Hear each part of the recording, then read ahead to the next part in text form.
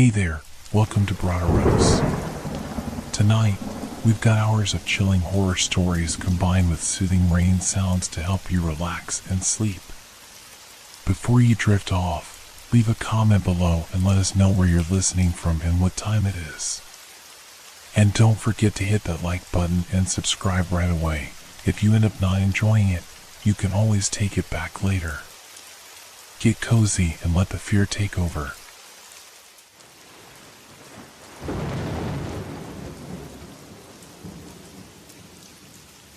Scream in the depths.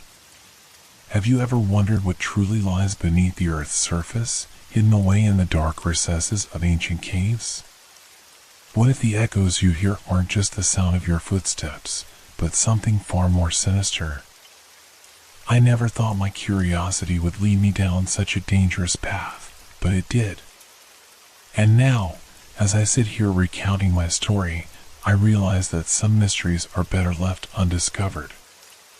It all started innocently enough, a trip to explore an unmarked cave that I had read about online. I wasn't a professional spelunker by any means, just an average tourist seeking a bit of adventure during my holiday in the countryside. The locals, when asked, were strangely evasive about the cave, warning me with cryptic phrases like, "The earth keeps what it takes," and "Don't listen to the voices in the dark." But I dismissed their words as mere superstition.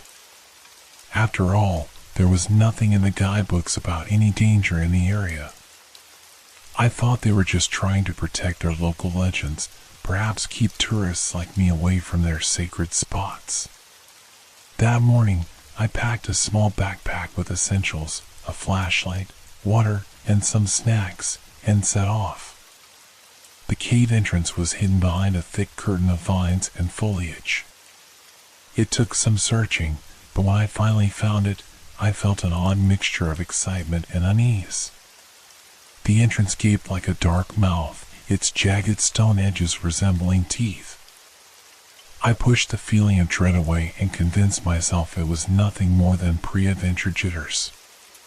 As I ventured deeper into the cave, the world outside faded, and the oppressive weight of the underground began to press down on me.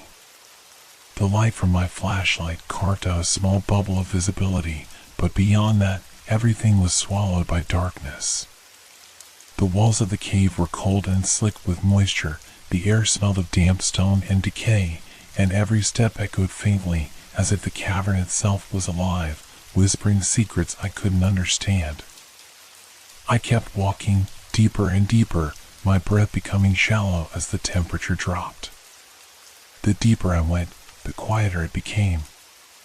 The only sound was the crunch of gravel beneath my boots, the occasional drip of water, and the steady thump of my heart growing louder in my ears. And then I heard it, a faint, distant sound. It wasn't the drip of water or the shifting of rocks. No, it was something more human. A cry. A desperate, pain-filled scream. I stopped, my heart racing. My rational mind told me it was just the wind, perhaps falling through the cave's twisting tunnels, creating an eerie sound. But my gut, my instincts, told me otherwise. The sound was too deliberate, too tortured. Someone, or something, was down there. I should have turned back then. I should have left the cave, gone back to the surface, and never thought about it again. But curiosity, as they say, is a dangerous thing. I convinced myself that maybe someone was trapped or injured. Maybe they needed help. And so, I pressed on, deeper into the cave, following the faint, haunting cries. The further I descended, the more the walls seemed to close in around me. The air became heavier, the oppressive silence punctuated only by those intermittent, agonizing screams. It felt as though the darkness itself was alive, creeping closer, suffocating me with each step. The screams grew louder, more desperate, and I found myself almost running, driven by the need to uncover their source. But with every corner I turned, there was nothing. Just more stone, more darkness. The caves seemed to be toying with me, pulling me in deeper, distorting time and space. I had no idea how long I had been down there. My flashlight flickered. Panic surged through me as the beam wavered, threatening to leave me in total darkness. I slapped the side of the flashlight, my breath quickening as the light sputtered back to life. I couldn't be left in the dark, not now, not here. Then, just as I thought I couldn't go any further, I stumbled upon an opening, a vast chamber carved out of the earth. It was enormous, larger than any space I had encountered so far. My flashlight barely illuminated the edges of the room, and the ceiling was lost in shadow. But there, in the center, I saw it, a hole. A deep, black pit that seemed to descend endlessly into the earth. And from that pit, the screams were louder than ever, rising up from the depths like a chorus of agony. I stepped closer, my mind racing with a mixture of fear and fascination. What was down there? Who or what could be making those sounds? My heart hammered in my chest as I stood at the edge, peering into the abyss. The screams were unbearable now, filling my ears, echoing through my skull. I leaned forward, squinting into the blackness. And then something moved. It was quick, just a flicker of motion at the very edge of my vision. I jerked back, nearly dropping my flashlight in the process. My heart was racing, my mind struggling to process what I had seen, or thought I had seen. But I couldn't leave. Not yet. I had come this far. I had to know. Taking a deep breath, I forced myself to look again. The darkness below seemed to pulse, almost like it was breathing, alive in its own terrible way. And then, without warning, a cold, icy wind rushed up from the pit, slamming into me with the force of a gale. It carried with it a foul, rotting stench, and something else, whispers, faint and unintelligible, yet unmistakably human. I stumbled back, my heart racing, my breath coming in short, panicked gasps. The screams, the whispers, the cold, it was all too much. Something was down there, something that should never have been disturbed. I turned to run, but as I did, the ground beneath me shifted. The very earth seemed to heave, as if the cave itself was coming alive. I staggered, barely keeping my balance, and in that moment, I knew I had to get out. Whatever was down there, it wasn't meant to be found. But as I fled, the screams followed me, growing louder, more desperate, until they became all-consuming. The screams clung to me as I scrambled through the tunnels, slipping on the damp stone, my flashlight barely illuminating the path ahead. I didn't care about the direction anymore. I just needed to get away from whatever lurked in the abyss. My breath was ragged, panic overtaking every rational thought I had left. But the further I ran, the more the tunnels seemed to twist and bend unnaturally. My mind swirled in confusion. Had I come this way before? Each turn felt like a dead end, as though the cave itself was shifting, trapping me within its cold, unfeeling walls. My legs burned, and my heart hammered in my chest, the echoes of my own frantic footsteps amplifying my terror. The screams hadn't stopped. They were still there, reverberating through the stone, growing louder, more insistent. They no longer seemed distant, they were closing in on me. The voices, they were calling my name. I swear they were whispering my name. I paused, panting, leaning against the cold wall of the cave. My flashlight flickered again, the beam dimming dangerously. I had to get out of here. I had to. A soft, shuffling noise behind me froze me in place. Slowly, dread coiling in the pit of my stomach, I turned. My light caught the faintest movement at the edge of the tunnel. My breath caught in my throat as I strained to see what was there. Nothing. But something was wrong. The air felt thicker, heavier. My skin prickled with the sensation of being watched, though the tunnel behind me remained empty. I couldn't shake the feeling that whatever had been down in that pit was no longer confined to it. With trembling hands, I lifted my flashlight higher, sweeping it around the tunnel. Every shadow felt like a threat, every sound a warning. My heart raced faster with each second, but my legs wouldn't move. It was as if the cave itself was holding me in place, waiting for whatever hunted me to finally catch up. I forced myself to move, taking one shaky step forward, and then another. My legs felt like lead, but I pushed on, refusing to give in to the terror clawing at my mind. I just needed to keep going, to find a way out. The tunnel narrowed, and I had to duck to avoid hitting my head on the jagged ceiling. My flashlight's beam was weak now, barely cutting through the oppressive darkness. The walls closed in on me, the air thick with moisture and the smell of damp earth. I could hear my own heartbeat in my ears, drowning out every other sound. But the screams persisted, always behind me, always just out of sight. They weren't random anymore. They had become a chant, rhythmic, purposeful. And I could understand the words now. They were saying, "Come closer." I stopped dead in my tracks, my blood running cold. No, this couldn't be real. My mind was playing tricks on me. The isolation, the darkness, it was making me hear things. I needed to get out of here. I needed to get back to the surface, where the sun could warm my skin and the world made sense again. But the cave had other plans. The ground beneath me suddenly shifted, and with a sickening jolt, the stone gave way. I fell hard, my body slamming into the rocky ground as the earth beneath me crumbled, sending me tumbling down a steep slope. I tried to grab onto something, anything, but the rocks tore at my hands, my arms, leaving bloody scratches as I plummeted into the depths. When I finally came to a stop, my entire body ached, pain radiating from every limb.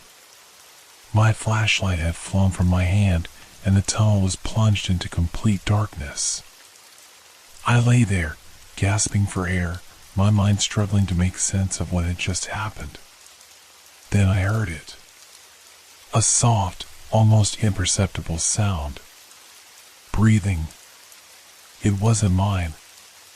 My heart seized in my chest as I forced myself to sit up, my muscles screaming in protest.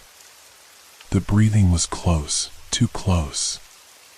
Slowly, painfully, I reached out into the darkness, searching for my flashlight. My fingers grazed over the cold stone, slick with moisture, and finally, I felt the familiar smooth surface of the flashlight. With a trembling hand, I grabbed it and turned it on. The beam flickered to life, weak but functional. I swept the light around, my breath catching in my throat as I searched for the source of the breathing. At first, I saw nothing. Just the rough, jagged walls of the tunnel, the same damp stone I had seen since I entered the cave. But then the beam landed on something that made my blood run cold. A figure. Standing just a few feet away from me, half shrouded in shadow, was a person, or at least, something that resembled a person.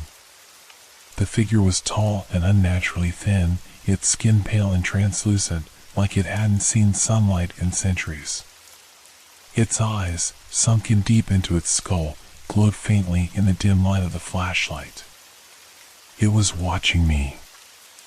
I froze, every muscle in my body screaming for me to run, but I couldn't move. The figure took a step closer, its movements slow, deliberate, like it was savoring the moment. Its eyes locked onto mine, and in that instant, I knew this wasn't human. It couldn't be. I scrambled backward, my heart pounding in my chest. The figure took another step forward, its pale lips pulling back into a grotesque grin. The air around me grew colder, the darkness pressing in on all sides. Then, the figure spoke. Its voice was low, guttural, and it echoed through the tunnel, reverberating off the stone walls. "You should have stayed away." I could barely breathe. My chest tightened as the figure's words echoed in my head. Every fiber of my being screamed to me to flee, but my legs felt like they were glued to the floor. The flashlight trembled in my hand, the beam flickering erratically, casting distorted shadows on the walls. The figure stood perfectly still now, that awful grin still stretched across its gaunt face. Its eyes gleamed with an unnatural light, the kind that didn't belong in the darkness of this cave or in this world. I tried to think, tried to gather myself, but my mind was a whirlwind of terror. Then, in the silence that followed its chilling words, I heard something else, a faint whispering. It wasn't coming from the figure. No, it seemed to be coming from the walls themselves, as if the stone was alive and murmuring secrets too terrible to understand. The whispers grew louder, swirling around me, intertwining with the screams that had haunted me from the moment I entered the cave. I couldn't stay here. I had to move. With a surge of adrenaline, I forced myself to my feet. My legs wobbled beneath me, but I stumbled forward, away from the figure. My flashlight beam bobbed wildly as I ran, my mind racing for any plan, any way out. I didn't care where I was going, I just needed to put distance between me and whatever that thing was. The tunnel seemed to stretch on endlessly, twisting and turning in ways that defied logic. Every few steps, I glanced over my shoulder, expecting to see the figure following me, but the passage behind me remained empty. Still, the whispers persisted, growing louder and more insistent. They weren't words anymore, just sounds, almost like chanting, a hypnotic rhythm that made it harder to focus, harder to think. Suddenly, I skidded to a halt. My flashlight beam had caught something ahead. Another tunnel, or was it the same one? I wasn't sure. But there, embedded in the rock, was something strange, something that didn't belong in this ancient cave. I hesitated, squinting at the strange markings etched into the stone. They were symbols, old, worn by time, but unmistakably deliberate. I reached out with trembling fingers, tracing the grooves in the rock. The symbols seemed to pulse under my touch, a faint warmth radiating from them despite the cold air of the cave. My breath hitched as I recognized one of the shapes. It was similar to the symbol I had seen earlier, near the entrance of the cave, a strange sigil, almost like an eye. Suddenly, a sharp, piercing noise sliced through the air, and I jerked my hand back. The whispers had stopped, replaced by an oppressive silence. My skin prickled, a deep sense of unease settling in my bones. And then, the floor beneath me trembled.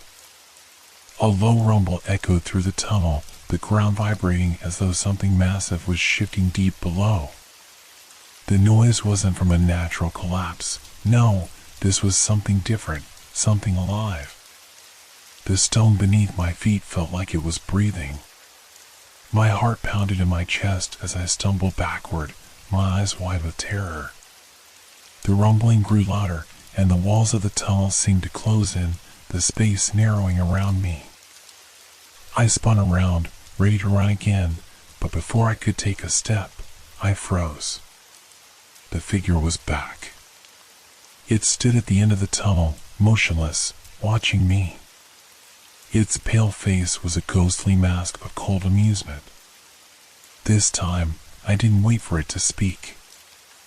I turned and bolted, my feet pounding against the uneven ground as I ran deeper into the cave. The rumbling followed me, shaking the ground beneath my feet, and the walls trembled with every step I took. My flashlight flickered violently, threatening to go out at any second, but I kept moving. I couldn't stop now. I rounded a corner and found myself in a massive cavern, the ceiling towering high above me, disappearing into the shadows. The air was thick, heavy with the smell of damp earth and something else, something metallic, like rusted iron. In the center of the cavern stood a structure, something ancient and worn, like a crumbling altar carved from the rock itself. My eyes were drawn to it, despite every instinct screaming at me to run.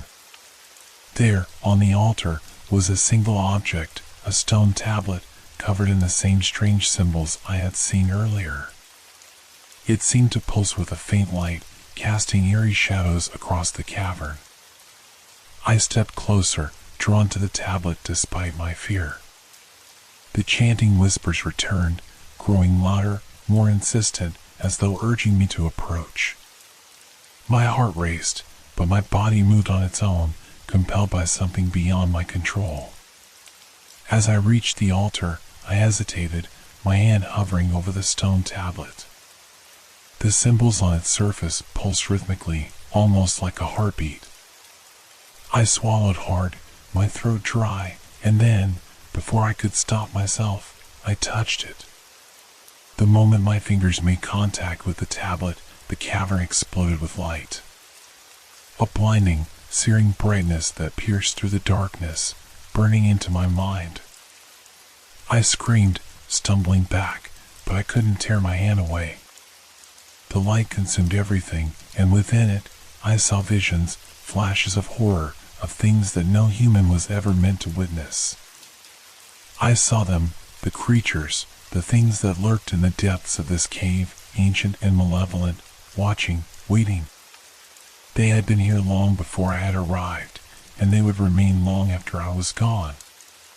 They had always been here, and I had disturbed them. The light intensified, and with it came a deafening roar, like the very earth was splitting apart.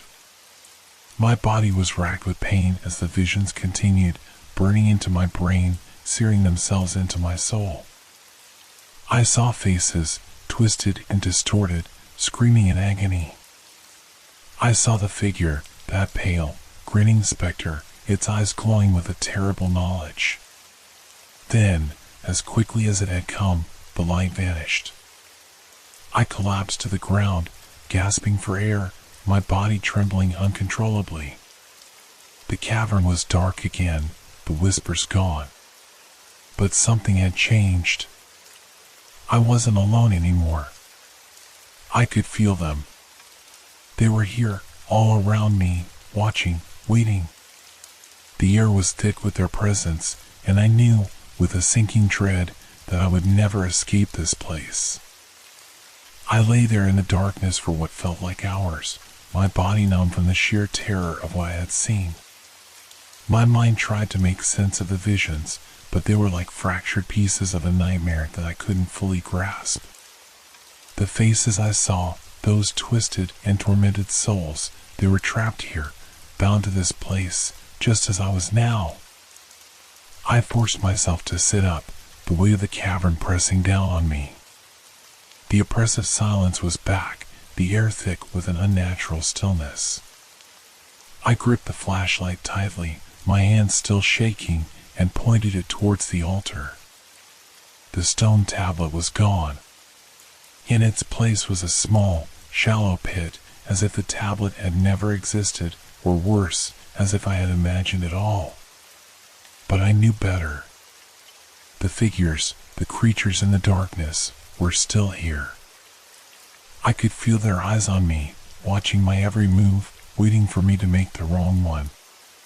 My instincts screamed at me to leave, to get out of this cursed place before it consumed me whole, but there was something deep inside that was pulling me further in. Some primal part of my mind, driven by a twisted need to understand what I had seen. I stood up on shaky legs, every muscle in my body protesting. My flashlight flickered again, and I tapped it against my hand, the beam steadying for now. The cavern was larger than I had realized, its walls stretching into the shadows. Somewhere, deeper in the dark, I could hear the faintest echo of dripping water, the sound reverberating through the stone like a distant heartbeat. There was only one way forward. I took a deep breath, steeling myself, and began to walk. My footsteps echoed eerily in the vast chamber, each step a reminder that I was completely alone in this place, or rather, alone with them. The sense of being watched never left me, a constant, gnawing presence at the edge of my consciousness. The further I went, the stronger it grew, until it felt like the shadows themselves were closing in, suffocating me. After what seemed like an eternity, I reached the far side of the cavern. A narrow tunnel yawned before me, its entrance barely visible in the weak light of my flashlight. The air here was colder, the smell of damp stone mingling with something else, something rancid, like decaying earth. My stomach churned, but I pressed on, my heart thudding in my chest. The tunnel twisted and turned, growing narrower with each step. The walls were slick with moisture, and the air was thick with humidity. I could hear the sound of water more clearly now, the soft drip, drip, drip echoing in the tight space. My breathing grew shallow as the tunnel constricted around me, forcing me to duck and weep to avoid scraping against the jagged stone. Just as the claustrophobia threatened to overwhelm me, the tunnel opened up into another chamber. It was smaller than the cavern before, but it was unlike anything I had ever seen. The walls were lined with strange, geometric carvings etched deep into the rock. They pulsed faintly, as if alive, casting a dim, sickly light over the room.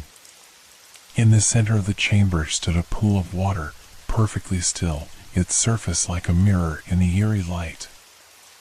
I approached cautiously, the hairs on the back of my neck standing on end.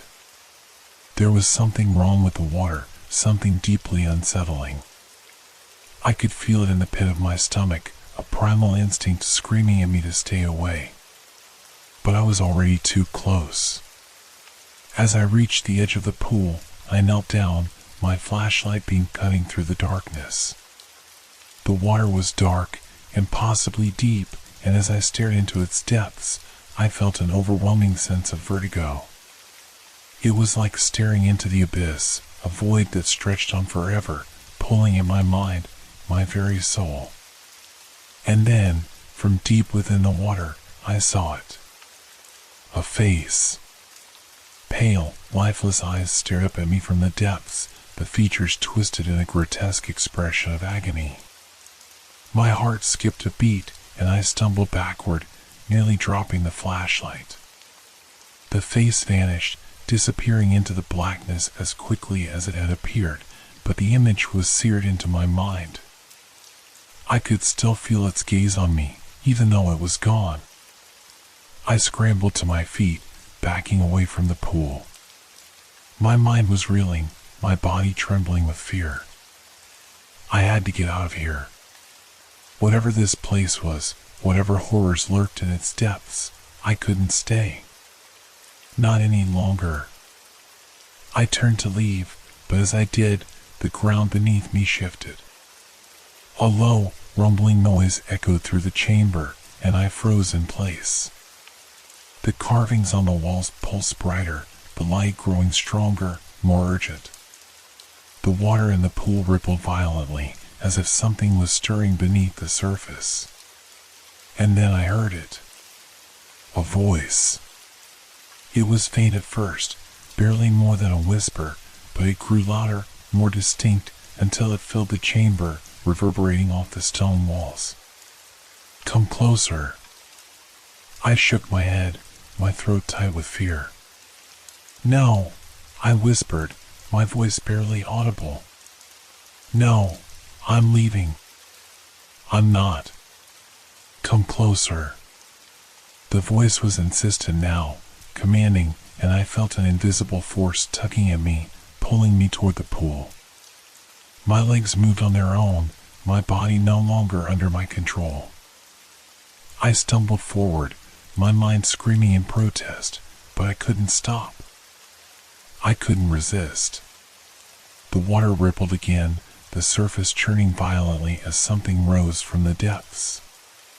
My heart pounded in my chest as I reached the edge of the pool once more, my flashlight flickering weakly in my hand. And then, from the darkness, it emerged. A figure, pale and gaunt, its eyes hollow and lifeless, its skin stretched tight over its skeletal frame. It rose slowly, impossibly, from the water, its bony fingers reaching out toward me. I wanted to scream, to run, but I couldn't move. The figure's hand closed around my wrist, its touch cold as death, and I was pulled forward, toward the water. Toward the abyss. The cold grip of the figure's hand sent a shockwave of terror through my body. My mind was screaming at me to fight, to do anything to break free, but it felt as though my limbs were paralyzed. I could only watch in horror as the pale figure rose higher, dragging me closer to the edge of the pool. Its hollow eyes, devoid of life, bore into mine, and I could feel my will slipping away, like sand through my fingers. "Let me go," I managed to choke out, but my voice was barely a whisper, swallowed by the oppressive darkness around me. The figure didn't respond. Its grip tightened, pulling me closer still. I could feel the cold seeping into my bones, numbing me from the inside out.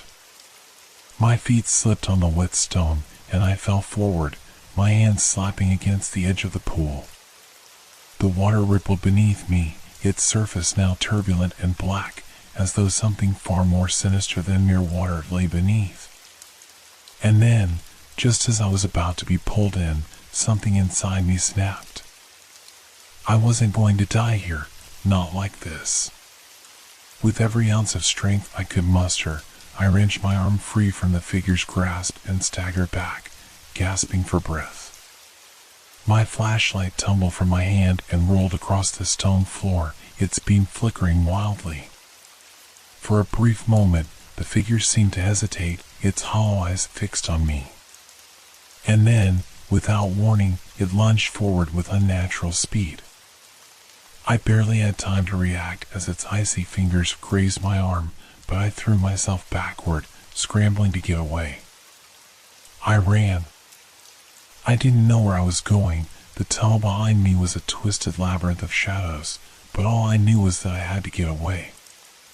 My heart pounded in my chest, my breath coming in ragged gasps as I sprinted down the narrow passage. The walls seemed to close in around me, and I could hear the faint, echoing sound of footsteps behind me, growing louder with each passing second. I didn't dare look back. My flashlight was gone, left behind in the chaos, and now I was running blind, the darkness swallowing me whole. I could hear the water dripping from the ceiling, the faint rustle of air through the narrow gaps in the stone. My feet slipped on the damp ground, and I nearly fell several times, but I kept going, driven by pure adrenaline and the overwhelming fear of whatever was chasing me. Then, suddenly, the tunnel opened up, and I stumbled into another cavern. This one was smaller than the others, its walls slick with moisture. In the dim light that seemed to emanate from nowhere, I could make out a crude stone staircase carved into the far wall, leading upward. A way out. I didn't hesitate. I bolted for the stairs, my legs burning with exhaustion, but the hope of escape gave me a second wind. I reached the base of the staircase and began to climb, my hands gripping the cold stone for support. But then, I heard it. The voice again. "Don't leave."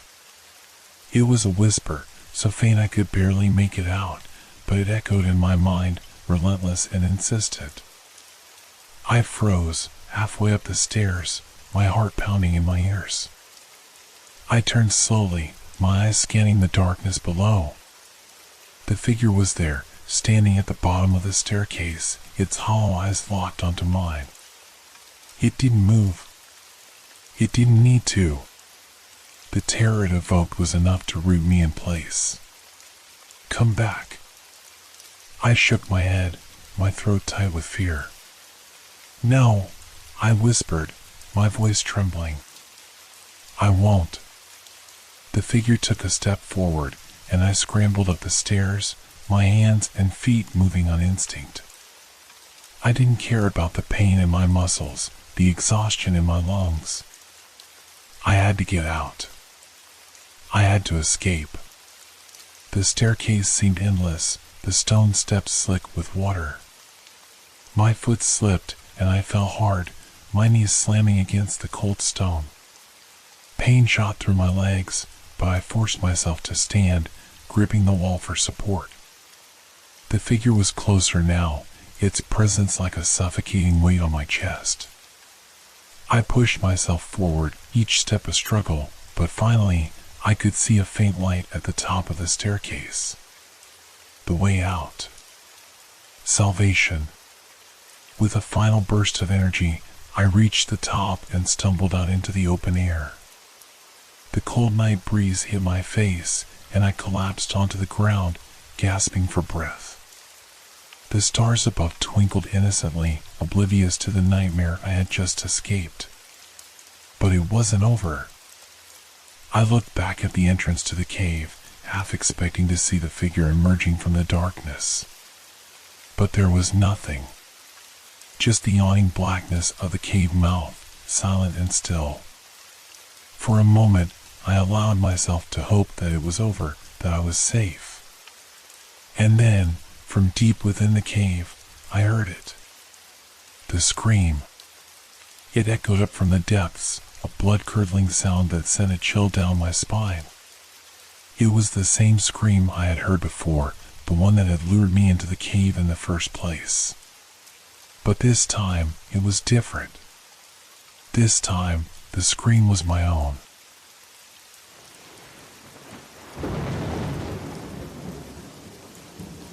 Apartment of suffering. What if the walls around you could speak? What if they whispered the secrets of those who once lived there, secrets filled with sorrow and pain? When my partner, Mark, and I decided to move into the old apartment on Hargrove Street, we thought we were simply starting a new chapter in our lives. Little did we know that this chapter would be filled with shadows of the past and echoes of anguish. As we stood in front of the aged building, I couldn't help but feel a chill run down my spine. The structure loomed above us, its weathered bricks and cracked windows giving it an ominous presence. It has character, Mark said, trying to lighten the mood, but I sensed an underlying tension in his voice. Despite the unease that gnawed at me, I forced a smile and took his hand. Inside, the apartment was just as we had imagined, spacious, with high ceilings and a quaint, albeit worn, charm. The hardwood floors creaked beneath our feet, and the air was thick with dust and the scent of old wood. Sunlight filtered through the sheer curtains, casting a warm glow that momentarily masked the apartment's unsettling aura. As we unpacked, I noticed a peculiar feature, an old mirror hanging in the hallway, its surface fogged and cracked. I shuddered, feeling as if it watched us, holding memories that were not ours. "Let's get rid of that," I suggested, but Mark insisted it added character. I sighed and let it be, focusing instead on the excitement of making the place our own. That evening, as we settled into our new home, an unsettling silence enveloped us. The kind of silence that presses down on you, heavy and suffocating. I brushed it off, attributing it to the typical sounds of a new place settling around us.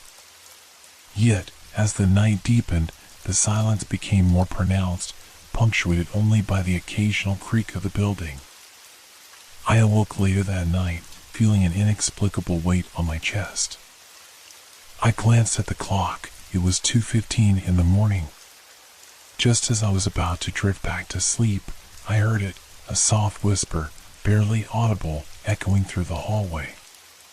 My heart raced as I strained to listen, but the words were lost in the stillness.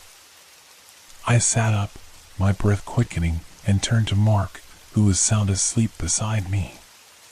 Should I wake him? What would I even say? I decided against it, convincing myself it was just my imagination playing tricks. But the unease lingered, gnawing at the edges of my consciousness. The next day, we began to settle in more, and I found myself drawn to the apartment's history. As I researched online, I stumbled across a series of tragic events that had taken place in our building: accidents, mysterious disappearances, and even a death that had occurred just a few years before we moved in. A shiver ran down my spine. I had to tell Mark, but part of me hesitated. What if I scared him? What if he thought I was overreacting? By the time he came home that evening, I had built up the courage to share what I had discovered. I watched as his expression shifted from curiosity to concern. "Maybe we should have thought twice about this place," he said, his voice steady but laced with doubt. As we sat on the worn couch, the shadows of the apartment grew longer, and I could almost feel the air thickening around us. My mind raced with questions. Was there truly something sinister lurking in the corners of our new home? Or was it just the weight of its history pressing down on us? I couldn't shake the feeling that we had walked into something far darker than we had anticipated. As Mark and I settled deeper into our discussion, I felt the shadows of the apartment begin to loom larger, almost as if they were listening. The fading daylight cast eerie patterns on the walls, creating strange shapes that danced in the corners of my vision. I shook my head, dismissing the unsettling thoughts. "I think it's just the old stories getting to us," Mark said, trying to reassure me. "Every building has its history. This one just has a few more colorful chapters." He chuckled lightly, but I noticed the way his eyes darted to the old mirror in the hallway, as if it were a portal to the very past we were trying to avoid. Later that night, we attempted to relax, but the apartment seemed determined to keep us on edge. Every creak of the floorboards echoed in the silence, sounding like whispers from the shadows.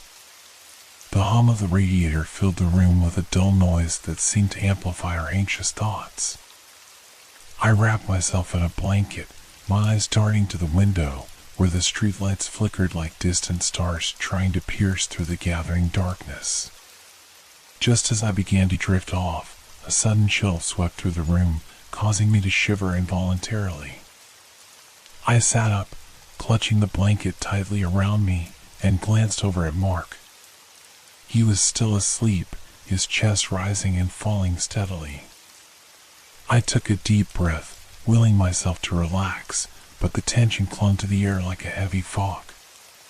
At 3 a.m, I was jolted awake by a soft sound, like the faint rustling of fabric. My heart raced as I glanced around the dimly lit room, searching for the source of the noise. The shadows loomed larger, as if they were coming alive in the moonlight. And then I heard it again, whispers, barely audible yet distinctly present, echoing from the hallway. Panic surged through me. I shook Mark awake, urgency lacing my voice. "Mark, did you hear that?" He groaned, rubbing his eyes. "Hear what?" "The whispers. They're coming from the hallway." My voice trembled, caught between fear and disbelief. Mark listened intently for a moment, then shook his head. "It's probably just the wind or the old pipes. This place is ancient, remember? Let's try to get some sleep." Though I wanted to protest, the exhaustion from the long day settled over me, and I reluctantly agreed. As I lay back down, I couldn't shake the feeling that something was watching us, waiting in the dark. The following day, we decided to explore the apartment complex. As we wandered through the narrow hallways, I noticed the faded photographs hanging on the walls, smiling faces of former tenants. But something about their expressions felt off, as if they were frozen in time, hiding secrets behind their cheerful smiles. I shuddered and turned away, eager to escape the suffocating atmosphere.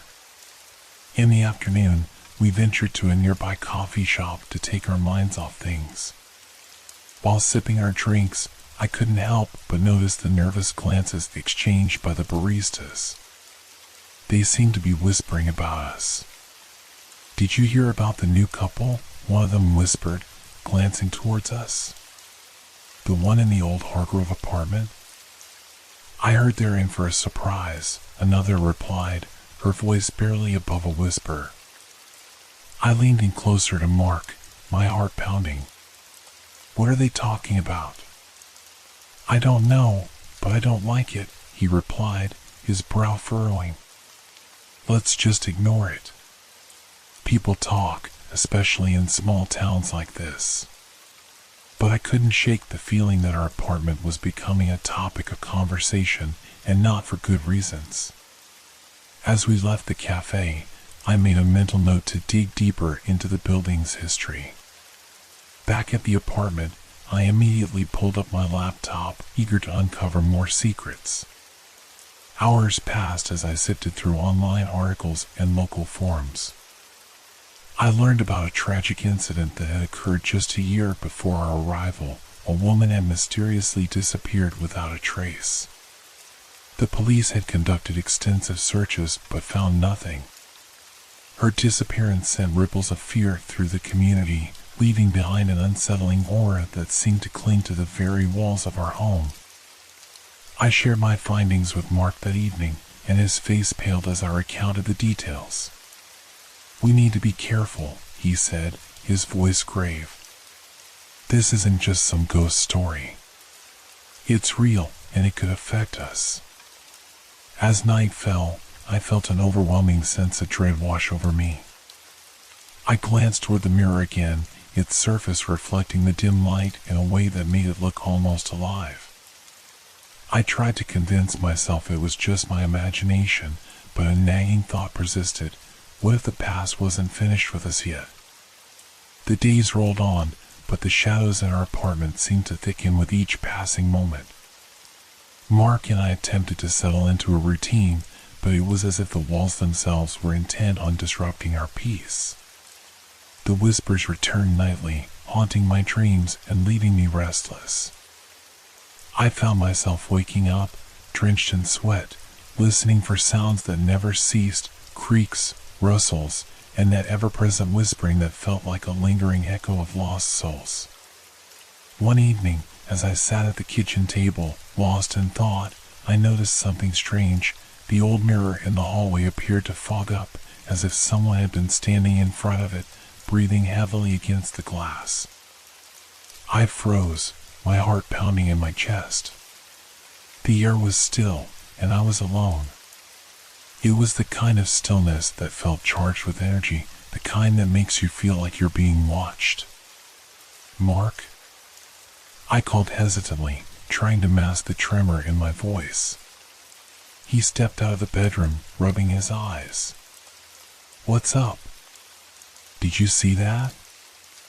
I pointed towards the mirror, a sense of urgency creeping into my tone.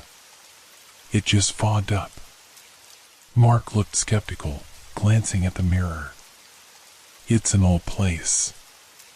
It could just be condensation. Let's not jump to conclusions." I nodded, trying to shake off the fear that gripped me. But the image of the fogged glass stayed with me, like a ghostly reminder of what lurked just out of sight. That night, the apartment felt different. The air was thick, heavy with an unsettling presence. As I lay in bed beside Mark, I could hear the whispers again, faint, pleading sounds that sent shivers down my spine. I turned to face him, hoping to find comfort in his presence, but he was sound asleep, blissfully unaware of the darkness that surrounded us. Unable to sleep, I slipped out of bed and wandered into the living room. I flipped on the lamp, its soft glow providing some solace against the oppressive darkness. I stared at the mirror, feeling inexplicably drawn to it. My reflection stared back, but something felt off. It was as if the glass had captured a moment in time, something that didn't belong to me. Suddenly, I caught a glimpse of movement behind me, a fleeting shadow darting across the hallway. My heart raced, and I spun around, but there was nothing there. Just the empty darkness of the apartment. I convinced myself it was a trick of the light, an overactive imagination fueled by the unsettling stories I had uncovered. In the following days, the strange occurrences escalated. Objects began to move inexplicably. A book would fall from the shelf, a chair would creak as if someone had just sat down, and sometimes I'd find the bathroom faucet running, water spilling over the sink as if someone had forgotten to turn it off. Mark laughed it off, attributing the oddities to the age of the apartment, but I couldn't ignore the growing unease in my gut. One night, I decided to confront the darkness head-on. Armed with a flashlight and my determination, I ventured into the hallway, feeling the cold air prickling against my skin. As I approached the mirror, I took a deep breath, steadying my nerves. "If there's someone here," I said firmly, "show yourself." The air thickened, and I felt a chill creep up my spine. I stared into the mirror, and for a moment, I thought I saw a figure behind me, someone pale and ghostly, standing just out of sight. My heart raced, and I spun around, but again, there was nothing there. I stumbled back, my breath coming in quick bursts. "Mark," I called, my voice echoing through the empty apartment. He appeared in the doorway, his expression a mix of concern and irritation. "What is it now?" "I thought I saw something in the mirror," I stammered, panic seeping into my voice. He sighed, stepping forward to inspect the mirror. "It's just an old piece of glass. There's nothing here, and you know it." He turned to me, his eyes softening. "You're just stressed. We both are. Maybe we should talk to someone about it." But deep down, I knew that it wasn't just stress. There was something in this apartment, something dark and desperate that wanted to be heard. As I lay back down, Mark wrapped an arm around me, but the comfort felt distant. I lay awake for hours, listening to the whispers that seemed to echo through the very walls, growing louder, more insistent. Days turned into weeks, and the haunting escalated. One morning, I found a small note slipped under our front door. The handwriting was shaky and rushed, the words barely legible. It read, "Get out while you can. The darkness will consume you." I felt a chill wash over me. I showed the note to Mark, who furrowed his brow but tried to remain calm. "It's probably just some prank or a warning from a previous tenant," he reasoned. "We can't let this get to us." But I could feel the anxiety gnawing at me, a constant reminder of the horrors that had unfolded in our apartment. We decided to take a trip to the local library to dig deeper into the building's history, hoping to uncover more about the mysterious disappearance that had haunted the community. The library was a dimly lit, dusty place, filled with rows of books that smelled of forgotten memories. We spent hours poring over old newspapers and archives, piecing together the threads of the past. That's when we found it, a small article tucked away in the back of a dusty newspaper dated exactly 1 year prior. It detailed the disappearance of a woman named Sarah Grayson, who had lived in our apartment.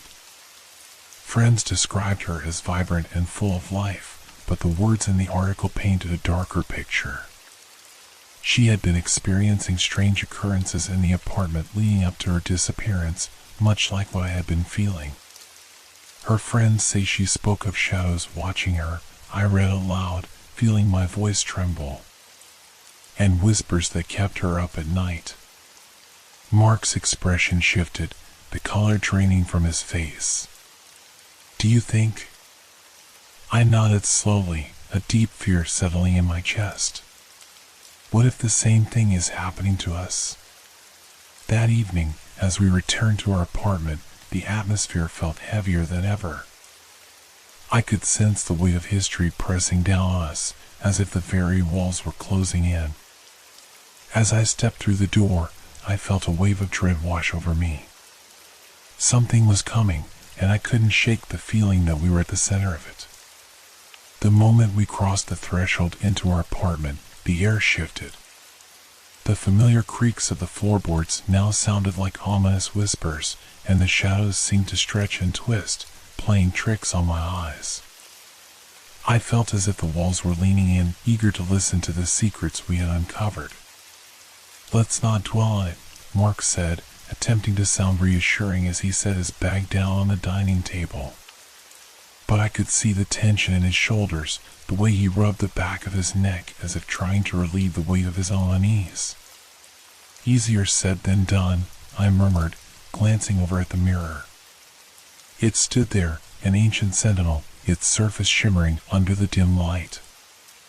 I took a breath, determined to confront whatever darkness had seeped into our lives. As the night wore on, we tried to distract ourselves with a movie, but the film played out in a haze. Every creak and sigh of the apartment drew my attention, pulling me further away from the screen. I glanced at Mark, who seemed equally distracted, his brow furrowed as he glanced toward the hallway every few minutes. "Should we just go to bed?" I suggested, my voice barely above a whisper. "Yeah," he replied, but there was an uncertainty in his tone. He stood up, stretching his arms above his head. "Maybe tomorrow we can head to that historical society in town. They might have more information about Sarah or the building." I nodded, grateful for the distraction but already feeling the weight of the night settling in. As we climbed into bed, I snuggled closer to Mark, hoping to find solace in his presence. But the comfort felt fleeting as I listened to the quiet, waiting for the whispers to begin. Just before drifting off, I thought I heard a soft thud echo from the hallway, a sound that jolted me awake. I lay still, straining my ears to catch anything beyond the pounding in my heart. The apartment felt like a living entity, breathing with us, pulsing with its own unseen life. Suddenly, I was jolted awake by a feeling of cold air washing over me. I sat up, gasping, looking around in panic. The glow of the streetlight seeped in through the curtains, casting ghostly patterns across the room. I turned to Mark, but he was still fast asleep, oblivious to the growing darkness surrounding us. And then I heard it again, the soft rustling, like the sound of fabric sliding against fabric. This time, it was closer, almost as if someone were standing right outside our bedroom door. My heart raced as I swung my legs over the side of the bed, the cool floor sending a jolt through me. I glanced at Mark, who remained undisturbed. Creeping toward the door, I felt a mixture of fear and curiosity tugging at me. What if it was just the wind? Or perhaps it was my imagination? But the whispers in my mind urged me on, compelling me to discover the truth. As I opened the door, the darkness of the hallway stretched out before me like a yawning abyss.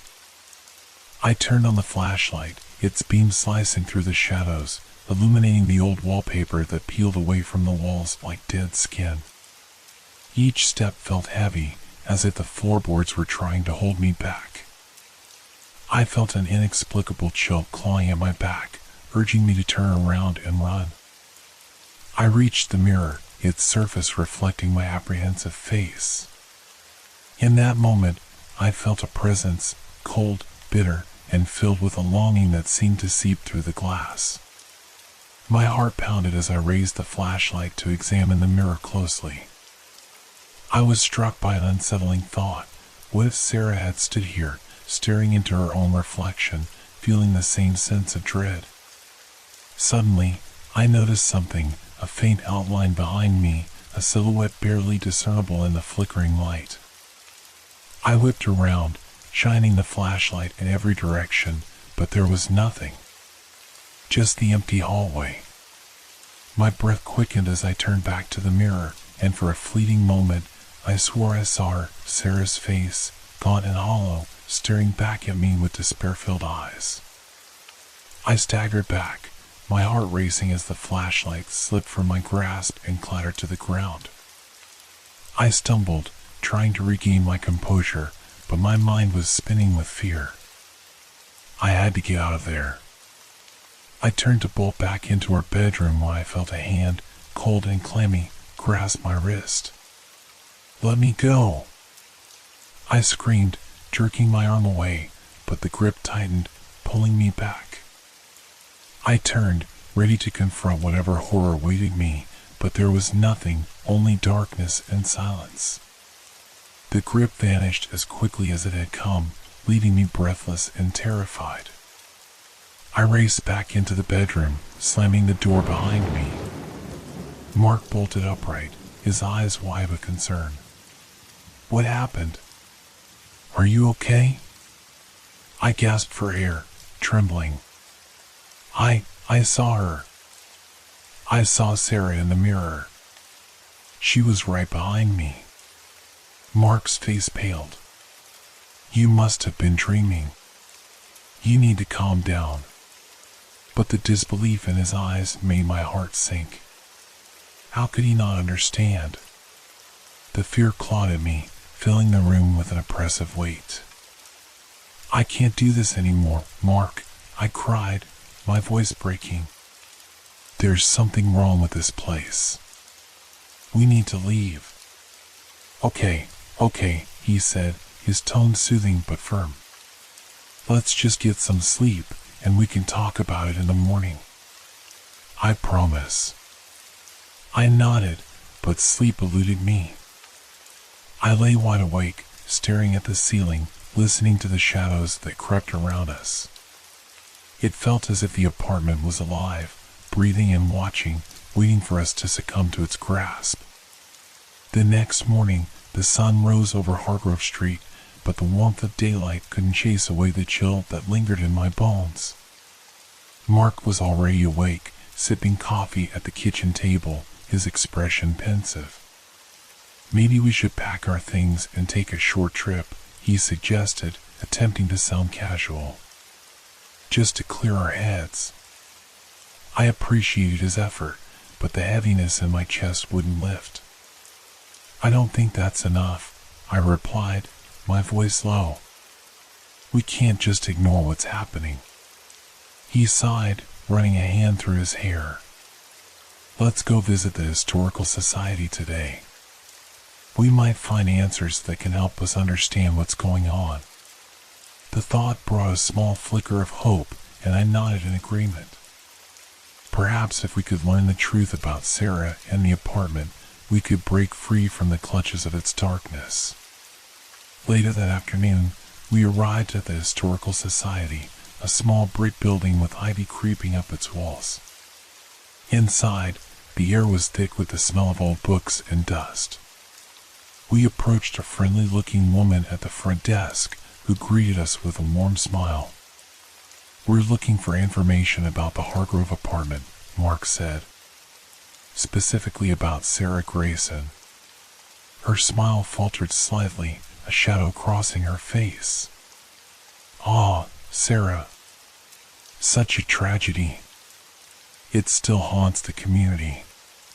What happened to her?" I asked, leaning in, eager to absorb every word. The woman hesitated, glancing around the quiet room before lowering her voice. "Sarah was a kind soul, but she became troubled after moving into that apartment. She complained about strange noises and shadows that wouldn't leave her alone. It was as if something was watching her. Then one day, she simply vanished. No one knows what happened to her." My heart raced at her words. It was exactly what I had been experiencing. "Do you think she's still there?" I whispered. "It's possible," the woman replied, her voice grave. "Many believe that the spirits of the past can linger in places filled with sorrow. Sometimes, they just want to be heard." As we left the Historical Society, a sense of dread settled over me. We were not just dealing with an old apartment, we were facing something far more sinister, a darkness that wanted to trap us in its grasp.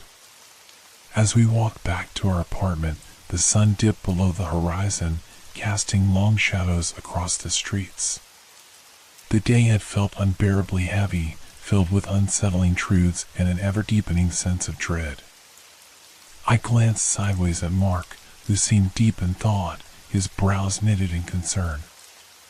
I wished I could ease his worry, but the weight of our discoveries pressed heavily on my chest. Once inside, I instinctively glanced toward the mirror. Its surface gleamed with an eerie allure, taunting me with the knowledge of what lay beyond its reflective depths. Mark busied himself in the kitchen, his movements mechanical, as if he were trying to distract himself from the looming darkness. "Do you want coffee or tea?" he called, attempting to break the silence that had enveloped us. "Tea, please," I replied absently, my gaze still fixed on the mirror. It was as if it held secrets I needed to uncover. Mark returned with a steaming cup of tea, and we settled at the dining table. "So, what's our next move?" he asked, looking at me earnestly. I took a deep breath, gathering my thoughts. We need to dig deeper into Sarah's life. There must be something more, people she knew, friends who might have seen or heard something unusual. If we can find someone who knew her, maybe they can help us understand what happened. "All right," he said, his expression turning serious. "We can start by looking for old neighbors or searching for our family in town. But we should be careful. We don't want to get too caught up in this." I nodded, appreciating his concern, but I couldn't shake the feeling that we were already too far in. The darkness had already woven itself into our lives, whispering its warnings, threatening to consume us. The next day, armed with determination and a list of potential leads, we set out to find anyone who might have known Sarah. We knocked on doors, spoke with neighbors, and combed through local directories, but the more we learned, the more fragmented the picture became. Most of the neighbors had moved away or refused to talk about her, casting worried glances as if they feared the very mention of her name. One elderly woman, Mrs. Hargrove, who lived 2 floors up, finally relented. Sarah was a lovely girl, but the moment she moved into that apartment, she changed, she said, her voice low and trembling. She became paranoid, convinced that someone was watching her. I tried to help, but her voice trailed off, and she shivered as if recalling a cold memory. There were strange things happening, noises, lights flickering, doors slamming. We all heard it. Then one day, she just vanished. Did she have any enemies? I asked, desperate for any clue that could piece together this puzzle. Mrs. Hargrove shook her head. "No, not that I know of. She kept to herself mostly, but there was a man, a friend or something. He would come by sometimes. I never got his name. Just a dark presence." "A dark presence?" Mark echoed, exchanging a worried glance with me. "Yes, I felt it, too," she whispered, her eyes wide. "It's like that apartment was hungry for something, or someone." After a long, uncomfortable conversation, we left the old woman's apartment, the weight of her words lingering in the air like a thick fog. "Do you think that man was involved?" Mark asked, concern etched across his features. "I don't know, but we need to find out more about him," I replied, my mind racing. Maybe he has answers. That evening, we combed through social media and local forums, hoping to find anyone who might know Sarah's friend. After hours of searching, we finally stumbled upon a name, Jake Simmons. He had been mentioned in passing in a post from a friend of Sarah's. "Looks like he still lives in the area," I said, my heart racing with anticipation. "We should reach out to him." Mark hesitated, looking unsure. "What if he doesn't want to talk to us? What if he's dangerous?" I could feel the tension crackling between us, but I pushed it aside. We need to do this, Mark. We're running out of time. We can't ignore this anymore. After a brief discussion, we decided to send a message, hoping to meet him in person to hear his side of the story. The minutes turned into hours, and just as the sun began to set, my phone buzzed with a response. "Let's meet tomorrow at the coffee shop on Maple Street at noon," the message read. My stomach twisted with anticipation and fear. The next day arrived, heavy with tension. I chose a simple outfit, my heart racing as we made our way to the coffee shop. The streets felt more foreboding than usual, and I couldn't shake the feeling that we were being watched. The air was thick with an unshakable anxiety, like the calm before a storm. As we entered the coffee shop, I scanned the room for Jake. He was a tall man with disheveled hair, his eyes shadowed and haunted. He looked up as we approached, a flicker of recognition crossing his face. "Sarah's friends, right?" he asked, his voice barely above a whisper. "Yeah," Mark replied, his tone cautious. "We want to know what happened to her." Jake hesitated, glancing around the cafe as if he feared being overheard. "You shouldn't be here," he said, his voice trembling. "You don't know what you're getting into." "What do you mean?" I pressed, desperate for answers. He looked down at his coffee, swirling it absent-mindedly. She wasn't just being paranoid. There was something in that apartment, something dark. I tried to help her, but it was too late. "Help her how?" I asked, leaning closer, my pulse quickening. Jake hesitated again, his eyes darting around the cafe. She started seeing things, figures in the corners of her vision, shadows moving when no one was there. I thought it was stress, but it was more than that. "More how?" Mark asked, his voice urgent. "She told me she felt it watching her," Jake continued, his voice low and strained. "It was like it was feeding off her fear.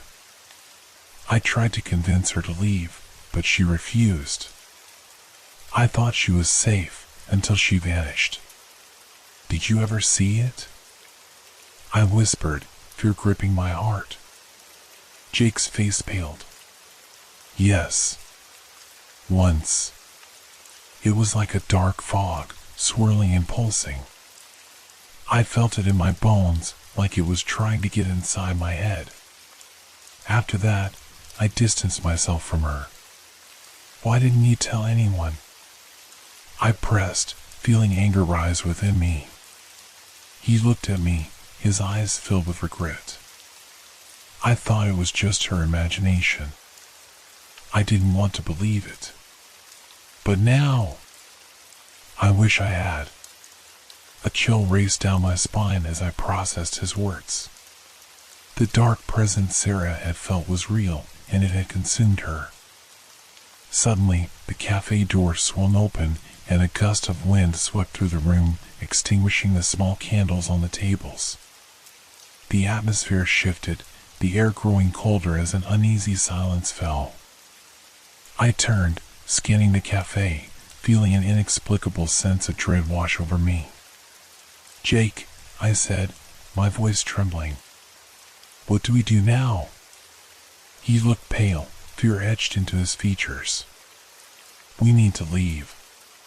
Whatever is in that apartment is still there, and it doesn't want you to find out the truth."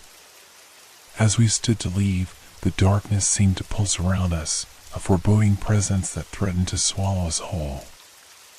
I glanced back at Jake, his haunted eyes a reminder of the dangers that lay ahead. The air was thick with tension as we left the coffee shop, the sun barely peeking through the clouds, casting a gray pallor over the streets of Hargrove. Jake's warnings echoed in my mind, mixing with the heavy dread that had taken a permanent residence in my chest. Every step felt heavier, as if the very ground beneath us wanted to hold us back, to keep us from discovering what lay within the walls of our apartment. "I can't shake this feeling," I said to Mark, glancing nervously at our surroundings. It's as if something is watching us. Waiting. Mark's jaw tightened as he glanced over his shoulder, his eyes darting between the passers-by. Let's just get home and figure this out. We can't let fear control us. I nodded, but doubt nodded at me. As we walked, the shadows seemed to lengthen and twist, stretching ominously as if trying to reach for us. The streets, once familiar, felt foreign and hostile. When we finally reached our apartment building, a chill swept over me. I hesitated at the entrance, the threshold feeling more like a barrier to an abyss. Mark took my hand, offering reassurance, but the warmth of his grip did little to quell my rising anxiety. Inside, the dim light of the hallway flickered, casting unsettling shadows that danced on the walls. I could feel the weight of the apartment pressing down on us, the air thick with secrets and untold horrors. Let's not think about it. Just go inside, close the door, and breathe, Mark suggested, trying to sound optimistic. We stepped into our apartment, and I immediately felt a shift in the atmosphere. The air was heavier, thick with a suffocating presence that wrapped around us like a shroud. I glanced at the mirror, now an ominous fixture in the room, and shuddered. I'll start looking for anything related to Sarah, old documents, anything that could help, Mark said, heading towards the bookshelf. As he searched, I wandered toward the living room window, peering out at the street below. The world outside felt disconnected, muted under the oppressive weight of our circumstances. The wind howled, and I closed my eyes, willing myself to focus. But the sound of a low thud jolted me back to reality. I spun around, searching for the source, my heart racing. Mark glanced up, his expression questioning. "What was that?" he asked, his voice taut. "I don't know," I whispered, my eyes scanning the room. It came from the hallway. Before I could process it, I felt an overwhelming compulsion to check. "Stay here. I'll be right back." "Wait." "No, don't go alone," he said, concern etched on his face. But I was already moving, drawn by an unseen force. I stepped into the hallway, the shadows closing in around me. As I approached the source of the noise, the sense of dread escalated. The air felt electric, charged with an energy that made my skin prickle. I reached the door leading to the stairwell, and with a deep breath, I pushed it open. The darkness of the stairwell loomed before me, and I felt a wave of nausea wash over me. "Sarah," I called out, my voice echoing in the emptiness. "Are you here?" Silence. I felt foolish for calling out, but there was something about this place that compelled me to seek her out. I took a hesitant step forward, the door creaking ominously as it swung behind me. The dim light from above barely illuminated the steps, and I could feel the coldness of the metal railing beneath my fingertips. Suddenly, I heard it again, a whisper, faint yet clear, echoing in the silence. "Help me." The voice was haunting, filled with a deep sorrow that resonated within me. I froze, the weight of the plea wrapping around my heart. It was Sarah. "Where are you?" I called, my voice trembling. "I'm here to help." But the only response was the sound of my own breathing, heavy and panicked. I took another step, the air thickening with each passing moment. I felt as though the very walls were closing in, suffocating me. "Sarah!" I shouted, desperation clawing at my throat. A gust of wind rushed up the stairs, extinguishing the faint light above. I gasped, the darkness enveloping me like a living entity. I felt it creeping closer, the coldness settling around me, wrapping its fingers around my throat. Panic surged as I turned to flee, but the door slammed shut behind me with a deafening bang. "Mark!" I screamed, pounding on the door. "Help me!" I pressed my body against the door, my heart racing as I heard the whispers grow louder, more insistent. "Help me, please!" The door rattled violently, and just as I thought I was trapped, it flew open. Mark stood there, eyes wide with fear, pulling me into the light of our apartment. "What happened?" he gasped, looking me over for any signs of harm. I heard her. "She's here. We have to help her," I cried, my voice shaky with adrenaline. Mark looked conflicted, glancing back toward the darkness of the stairwell. "We need to stay together. This isn't safe. I can't just leave her," I insisted, my voice rising. "She needs us." "I know, but we have to be smart about this." "We need a plan," Mark said, his tone firm yet understanding. As the adrenaline began to fade, I felt the weight of my surroundings settle back in. "What if we try to communicate with her? Maybe we can understand what happened." Mark frowned, contemplating my suggestion. "It could be dangerous. But if she's really trapped here, maybe we can help her find peace." I took a deep breath, feeling a sense of resolve wash over me. "Let's try. We need to gather anything that might help us connect with her, photos, letters, anything." We scoured the apartment, pulling out old photos and keepsakes. Each item felt heavy with meaning, imbued with memories that had long been buried. As we laid them out on the dining table, I felt a strange energy pulsing through the room, a tingling sensation that prickled at my skin. "Maybe we should light a candle," I suggested, recalling stories of how candles could help channel energy and spirits.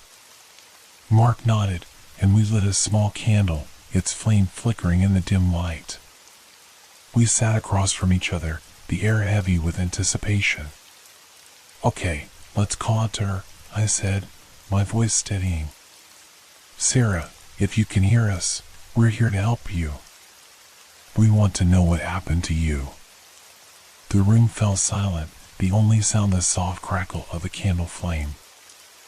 I felt a chill wash over me, the temperature dropping as if the very atmosphere was shifting. "Please, Sarah," I urged, leaning forward. "We want to understand. You don't have to be alone."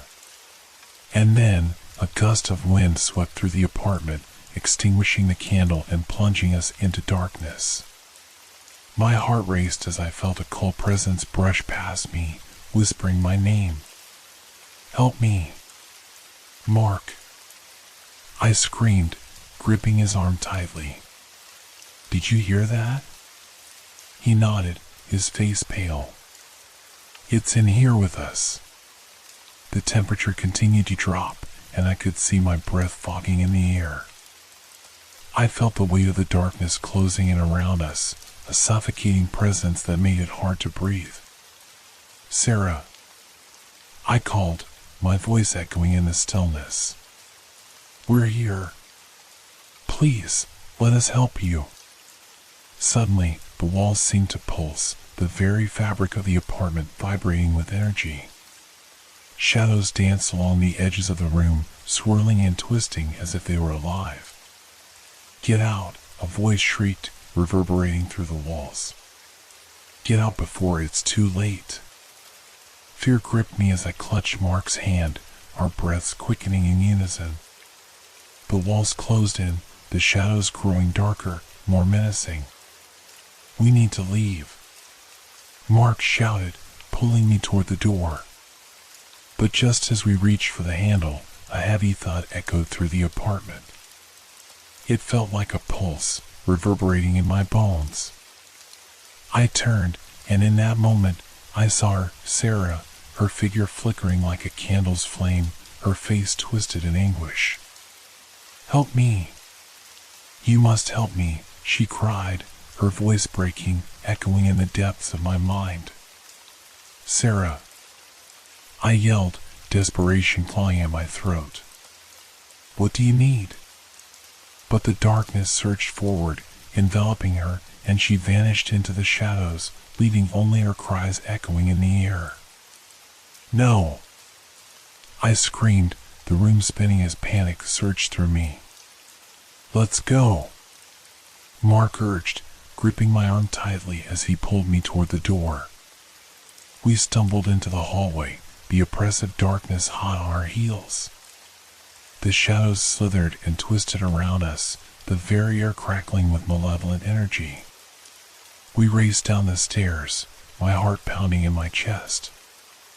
As we burst through the front door, I turned back, feeling an overwhelming sense of loss.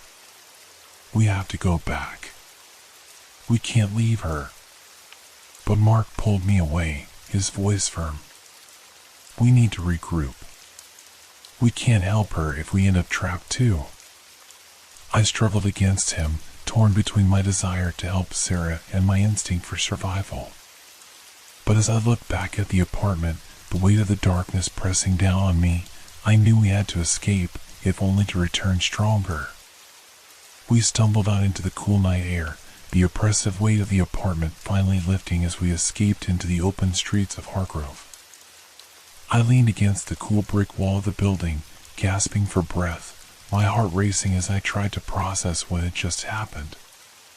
"Are you okay?" Mark asked, his brow furrowed with concern as he searched my face for signs of distress.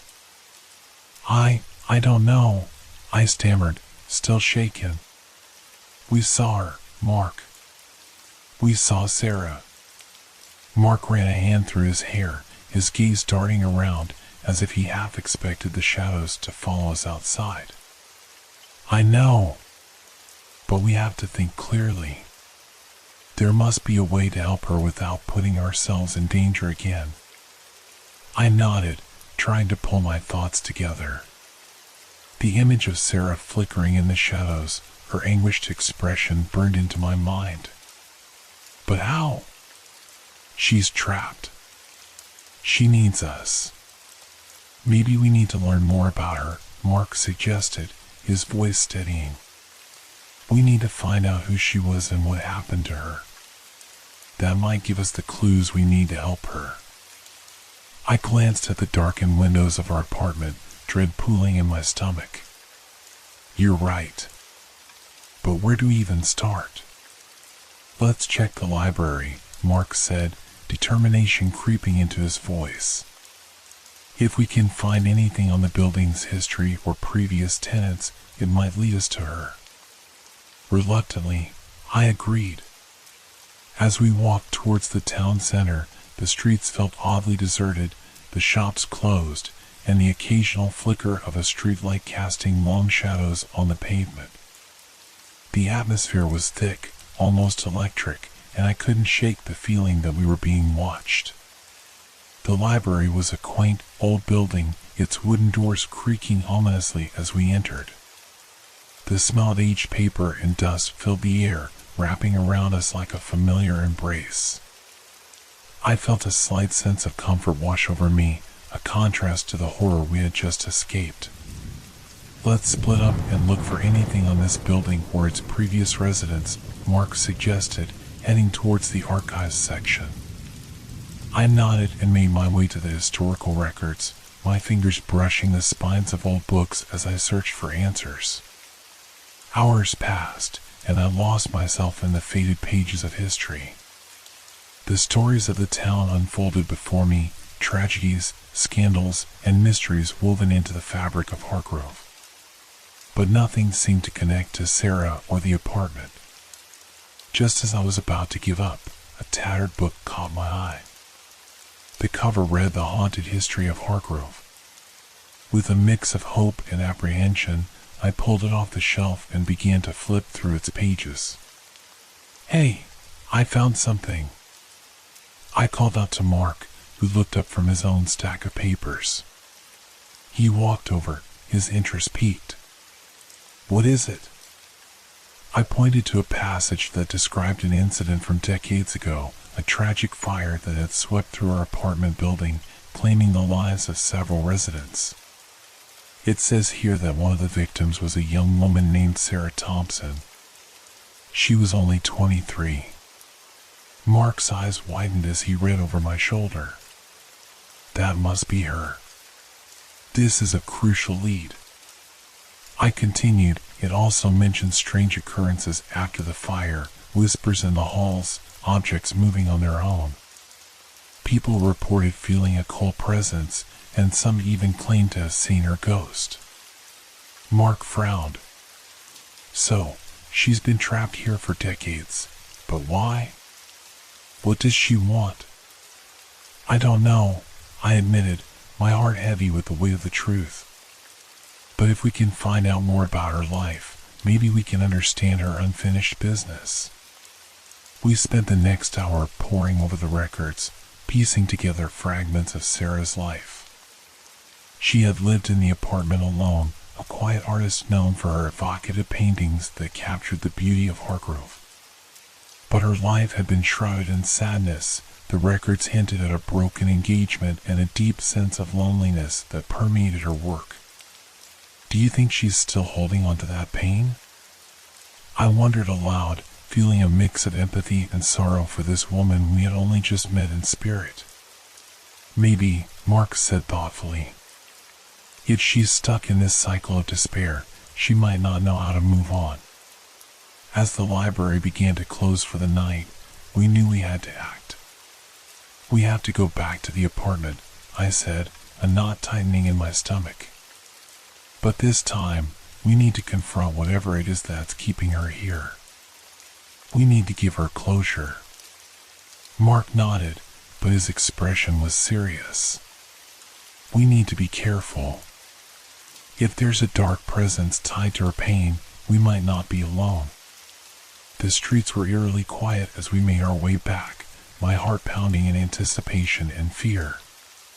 The air grew colder, and the shadows seemed to thicken around us, whispering promises of dread. When we reached the apartment, I hesitated at the door, my hand hovering over the handle. What if we're not ready for this? I asked, fear creeping back into my voice. Mark placed a reassuring hand on my shoulder. We have to do this, for her and for us. We can't let fear control our lives. With a deep breath, I nodded, steeling myself. We entered the apartment, the familiar weight of dread settling over us once more. The air felt thick with anticipation, charged with the energy of our intent. Sarah, I called out, my voice echoing in the silence. We're here to help you. The apartment felt alive, the shadows swirling as if responding to our presence. I could feel the energy in the room shifting, vibrating with an urgency that was both exhilarating and terrifying. I set up a small table in the center of the living room, placing the photos and items we had gathered about Sarah. We need to reach her, I said, glancing at Mark.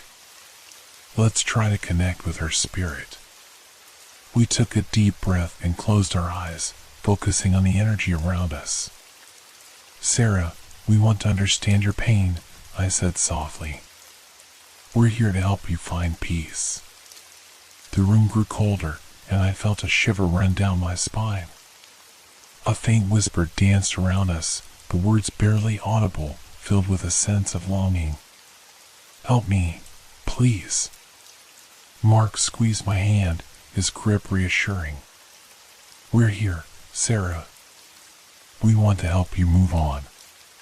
Suddenly, the lights flickered, plunging us into darkness for a heartbeat before illuminating again.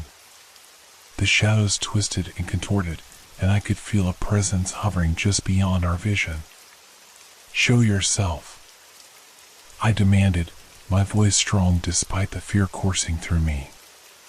The air grew thick, and I felt a weight pressing down, suffocating.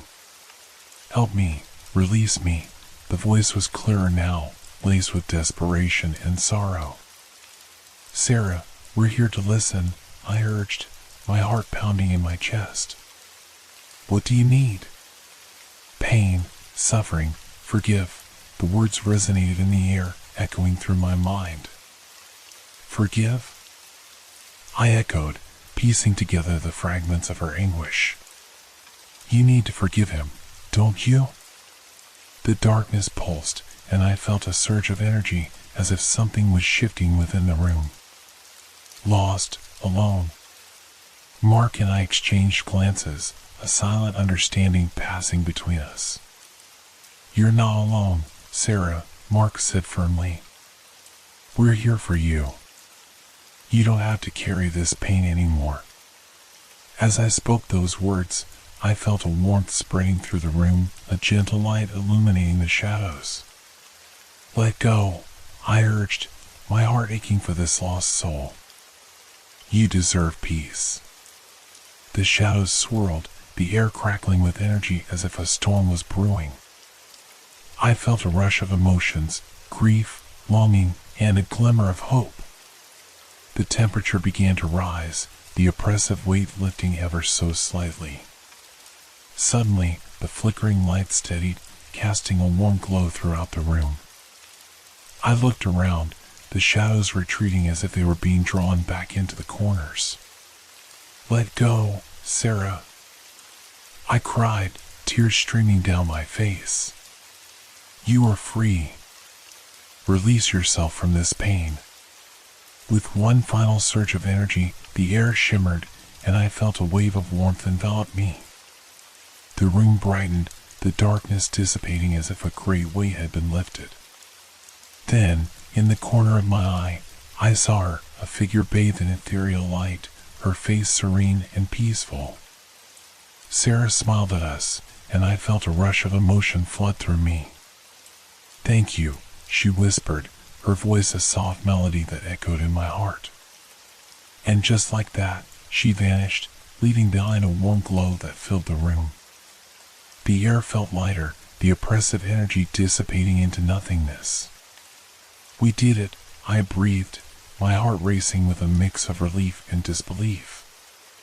Mark pulled me into a tight embrace, and I could feel the weight of our shared fear lift. We really did it, he murmured, awe in his voice. But as we stood there, a flicker of doubt crept in. What if she's not the only one? I wondered aloud, my voice barely above a whisper.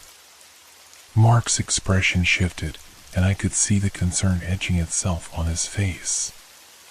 What do you mean? Those shadows, they felt alive. Like they were feeding off her pain, I replied, my heart pounding again. What if there are others trapped here, waiting for someone to help them too? Mark's eyes darkened, a realization dawning upon him. Then we need to be ready. This isn't over. As the last remnants of darkness faded, I knew that our journey had just begun. As the last remnants of darkness receded, a new sense of unease settled in the apartment. I could feel it in the pit of my stomach, a nagging thought that while we had freed Sarah, there were still unseen forces lurking in the shadows, waiting for their turn to be acknowledged. Mark, what if there are others? I said, my voice trembling slightly. What if freeing Sarah has somehow stirred them up? He frowned, his brow furrowing in thought.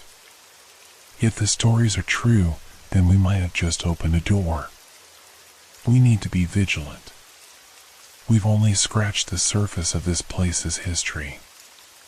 I nodded, anxiety coiling in my chest. The apartment felt different now, lighter, yes, but also charged with a strange energy like the calm before a storm. I couldn't shake the feeling that we were being watched.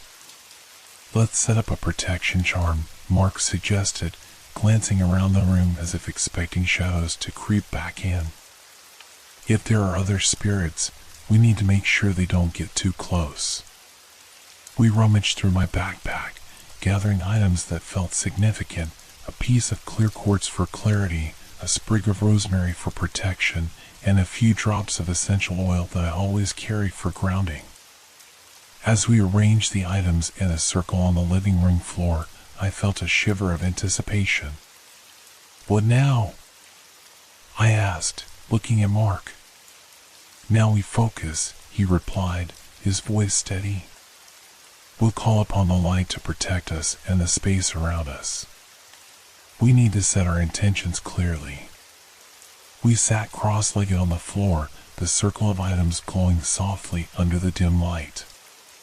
With our eyes closed, we held hands and took a deep breath together, centering ourselves. "Spirits of light, we invite you to surround us with protection," Mark began, his voice calm yet firm. "We seek guidance and safety in this space." As he spoke, I felt a rush of energy, a gentle warmth enveloping us. It was comforting, but beneath it lay an undercurrent of tension. "Show us your presence, if you wish," I added, my heart pounding. "But let us know your intentions. We come in peace."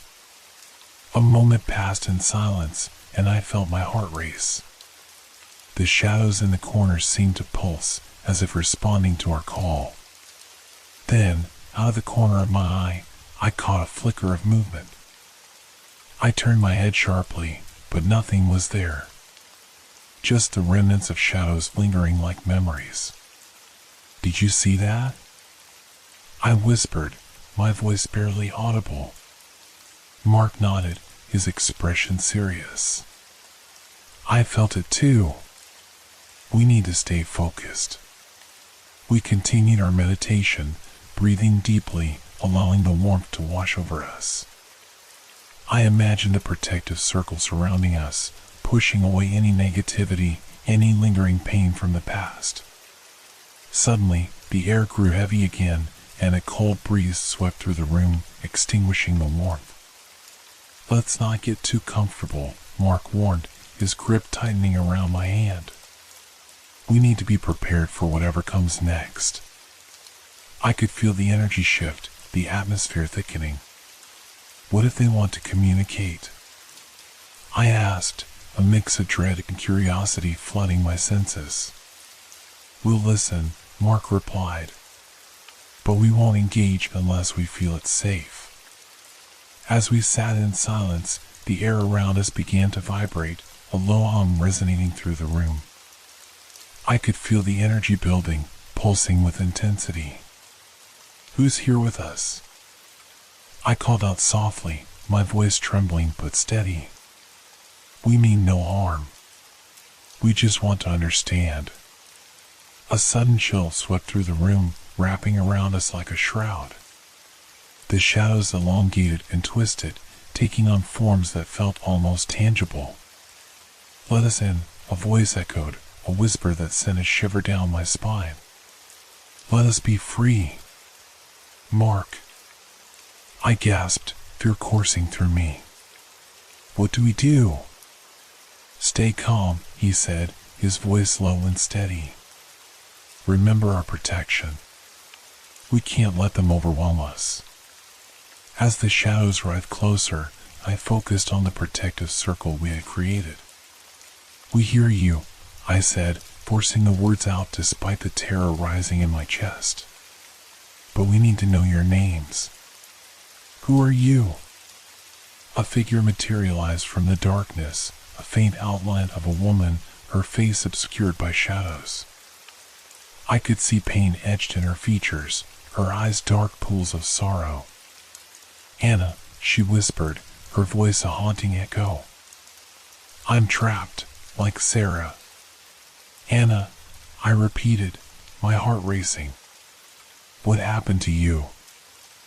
"I was taken before my time," she replied, her voice cracking with emotion. "I can't find peace. They won't let me go." "Who won't let you go?" Mark asked, his voice firm but gentle. "We want to help you. The ones who suffered," she said, her voice barely above a whisper. "They feed off our pain, our grief." I felt a wave of despair wash over me, a choking sensation as I realized the depth of her sorrow. "How can we help you?" I asked, desperation creeping into my voice. Release my story, Anna pleaded, her figure flickering like a candle in the wind. Let them know I existed. Acknowledge my pain. Tears stung my eyes as I absorbed her words. We will, I promised, feeling a rush of determination. We'll tell your story, Anna. You won't be forgotten.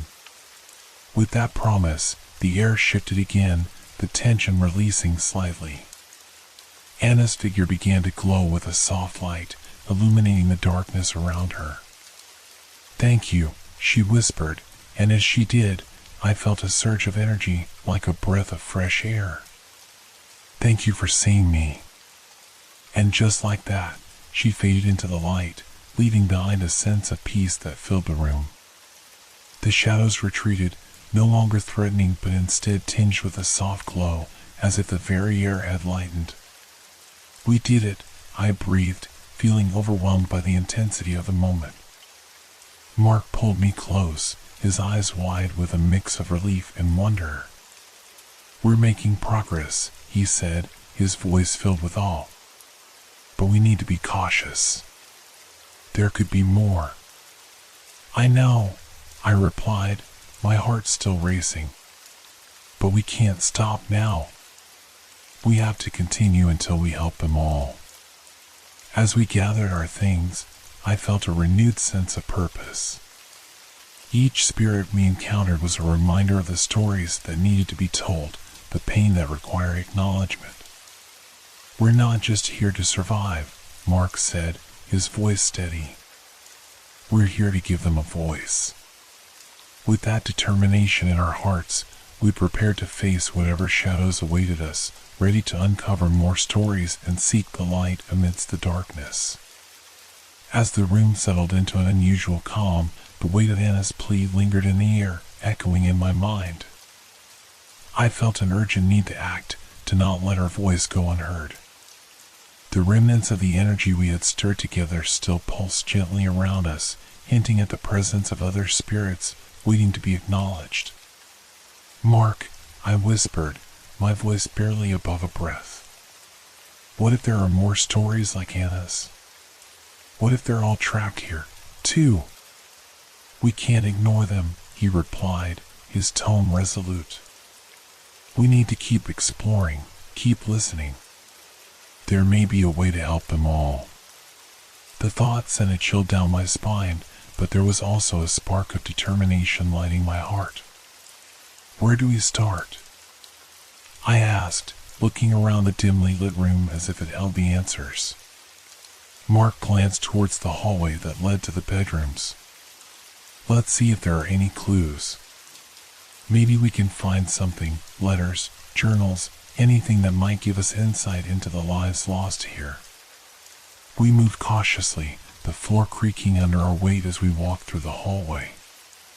Each step felt heavy with the possibility of uncovering more pain. The first door on our right creaked open, revealing a small bedroom shrouded in darkness. The air was thick with an unsettling silence. Inside, the room was sparsely furnished, a single bed tucked in the corner, a dresser covered in dust. A few framed photographs hung crookedly on the walls. I stepped closer to the dresser, brushing my fingers over the surface, the dust swirling into the air like lost memories. Look at this, Mark said, his voice low as he picked up one of the photographs. It was an old black and white image of a young couple, their faces bright with happiness. They looked like they were in love, full of dreams. Do you think they lived here? I asked, peering over his shoulder. Probably, he replied. But what happened to them? As I turned my gaze to the other photos, I felt a shiver. The couple seemed to fade into the background of a larger picture. An older man stood beside them, his expression somber. He felt out of place, as if he carried a burden that darkened their joy. Maybe he was part of their story, I suggested, feeling a chill creep up my spine. Suddenly, a whisper floated through the air, so faint I could barely catch it. Help us. Did you hear that? I gasped, my heart racing. Mark nodded, his eyes wide with recognition. It's them. They're reaching out. We stood in silence, listening intently. The air was heavy with emotion, and I could feel the weight of their sorrow pressing down on us. Who are you? I called out, my voice trembling. What do you need? The room grew colder, and I could see my breath misting in front of me. The photograph in Mark's hands began to shimmer, the couple's smiles blurring as a shadow passed between us. Please, acknowledge us, a voice pleaded, filled with anguish. We are trapped, lost. Tell us your names, Mark urged, stepping forward. We want to help. A figure began to materialize in the corner of the room, a woman, her features softening the more I focused on her. She appeared as though she were caught between two worlds, her expression a mixture of fear and longing. I'm Lily, she whispered, her voice barely more than a breath. This is my husband, Thomas. I felt a rush of empathy wash over me. Lily, we're here to listen. What happened to you? There was an accident, she began, her voice trembling. Thomas was taken from me, too soon. I couldn't bear to leave this place, to leave him behind. Mark glanced at me, his expression darkening. What kind of accident? Lily's form flickered, the sadness in her eyes deepening. A fire, it consumed everything. I tried to save him, but it was too late. I've been here ever since, trapped in my grief. I felt tears welling in my eyes, the weight of her sorrow heavy in the air. You don't have to stay, I said softly. You can find peace.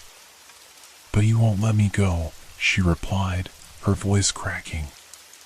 The darkness feeds on our pain. It keeps me here, bound to this place. Mark stepped closer, determination in his eyes. We can help you, Lily. But we need to know how to break the hold this darkness has over you. She hesitated, glancing at the photograph in Mark's hands. You must honor our love, our story. Only then can we be free. I felt a surge of purpose.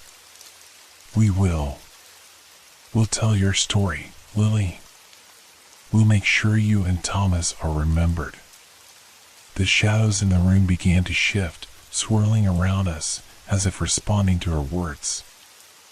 I could feel the energy crackling, a mix of desperation and hope. Thank you, she whispered, her form starting to glow softly. You are brave, brave enough to face the darkness. As the shadows thickened, I held my breath, unsure of what would happen next.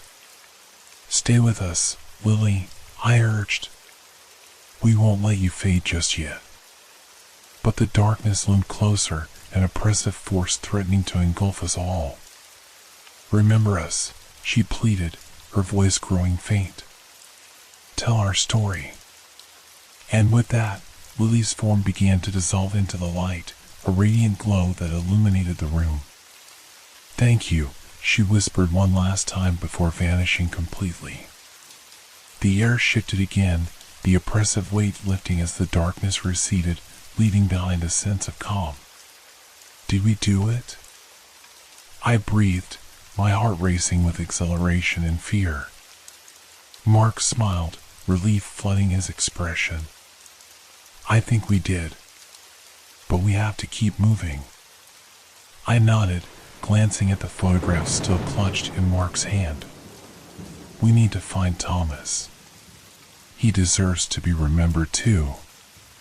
With renewed determination, we left the room, stepping into the hallway once more. Each door now felt like a gateway to another story, another spirit waiting to be freed. Let's keep searching, I said, my heart pounding with a mix of dread and excitement. There are more souls in this apartment who need our help. And so we ventured deeper into the unknown, ready to face whatever darkness lay ahead, driven by the promise of freedom for those trapped in the echoes of suffering. With the weight of Lily's story still fresh in my mind, I felt a renewed urgency to find Thomas. We moved quickly down the narrow hallway, each door a potential portal to another tragedy, another soul longing for release. As we approached the next door, I paused, my heart pounding. What if he's angry? I whispered to Mark, a knot of anxiety forming in my stomach. What if he blames us for what happened? Mark shook his head, his expression serious but reassuring. We can't assume that. We have to approach him with compassion. He's been through enough. I took a deep breath, steadying myself. You're right. Let's do this. I reached for the doorknob, feeling a chill seep through the wood. With a firm push, the door creaked open, revealing a darkened room that felt heavy with despair. The space was cluttered with furniture draped in sheets, as if time had paused and forgotten this corner of the apartment. An old wooden rocking chair sat in the center, swaying gently as if an unseen hand had just let go. Hello? I called out, my voice trembling. Is anyone here? A silence settled over us, thick and suffocating. Then, from the shadows, a figure emerged, his outline wavering like a mirage. He looked disheveled and lost, his eyes clouded with sorrow. Who are you? He asked, his voice raw and pained. I'm Mia, and this is Mark, I replied gently, taking a cautious step forward. We're here to help you. We've spoken with Lily. At the mention of his wife's name, Thomas's face flickered with recognition, then crumpled into anguish. Lily, she's still here? Yes, I said, feeling a rush of empathy for the spirit before me. We helped her find peace. But she needs you to let go as well. Thomas's gaze dropped to the floor, and I could see the depth of his grief etched into his features. I can't leave her. I failed her. You didn't fail her, Mark said firmly, stepping closer. You both suffered. But holding onto that pain won't bring her back. As I watched Thomas struggle with his emotions, I felt a surge of compassion. What happened, Thomas? We want to understand. He hesitated, his shadowy form trembling as memories flooded back. We were happy. We had a life together, plans for the future. But one night, there was a fire. I was supposed to protect her. I should have saved her. Tell us about that night, I urged gently, wanting to help him process the grief that held him captive. He closed his eyes, tears slipping down his translucent cheeks. I remember the smoke filling the room, the flames consuming everything. I couldn't find her, and then, darkness. I felt my heart ache for him, the weight of his sorrow pressing down on my chest. But she's free now, Thomas.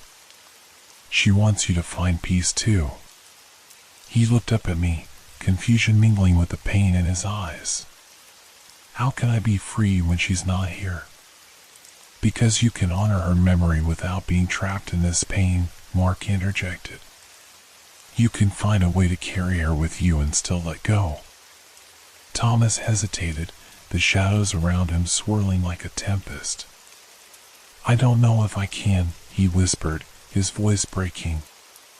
Take your time, I said softly, feeling the urge to reach out to him.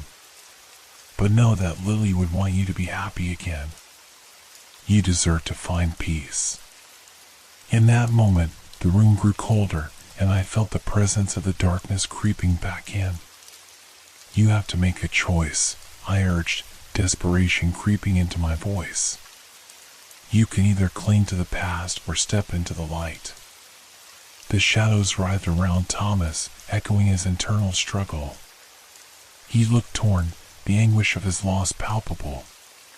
"Please, Thomas," I pleaded. "We can help you.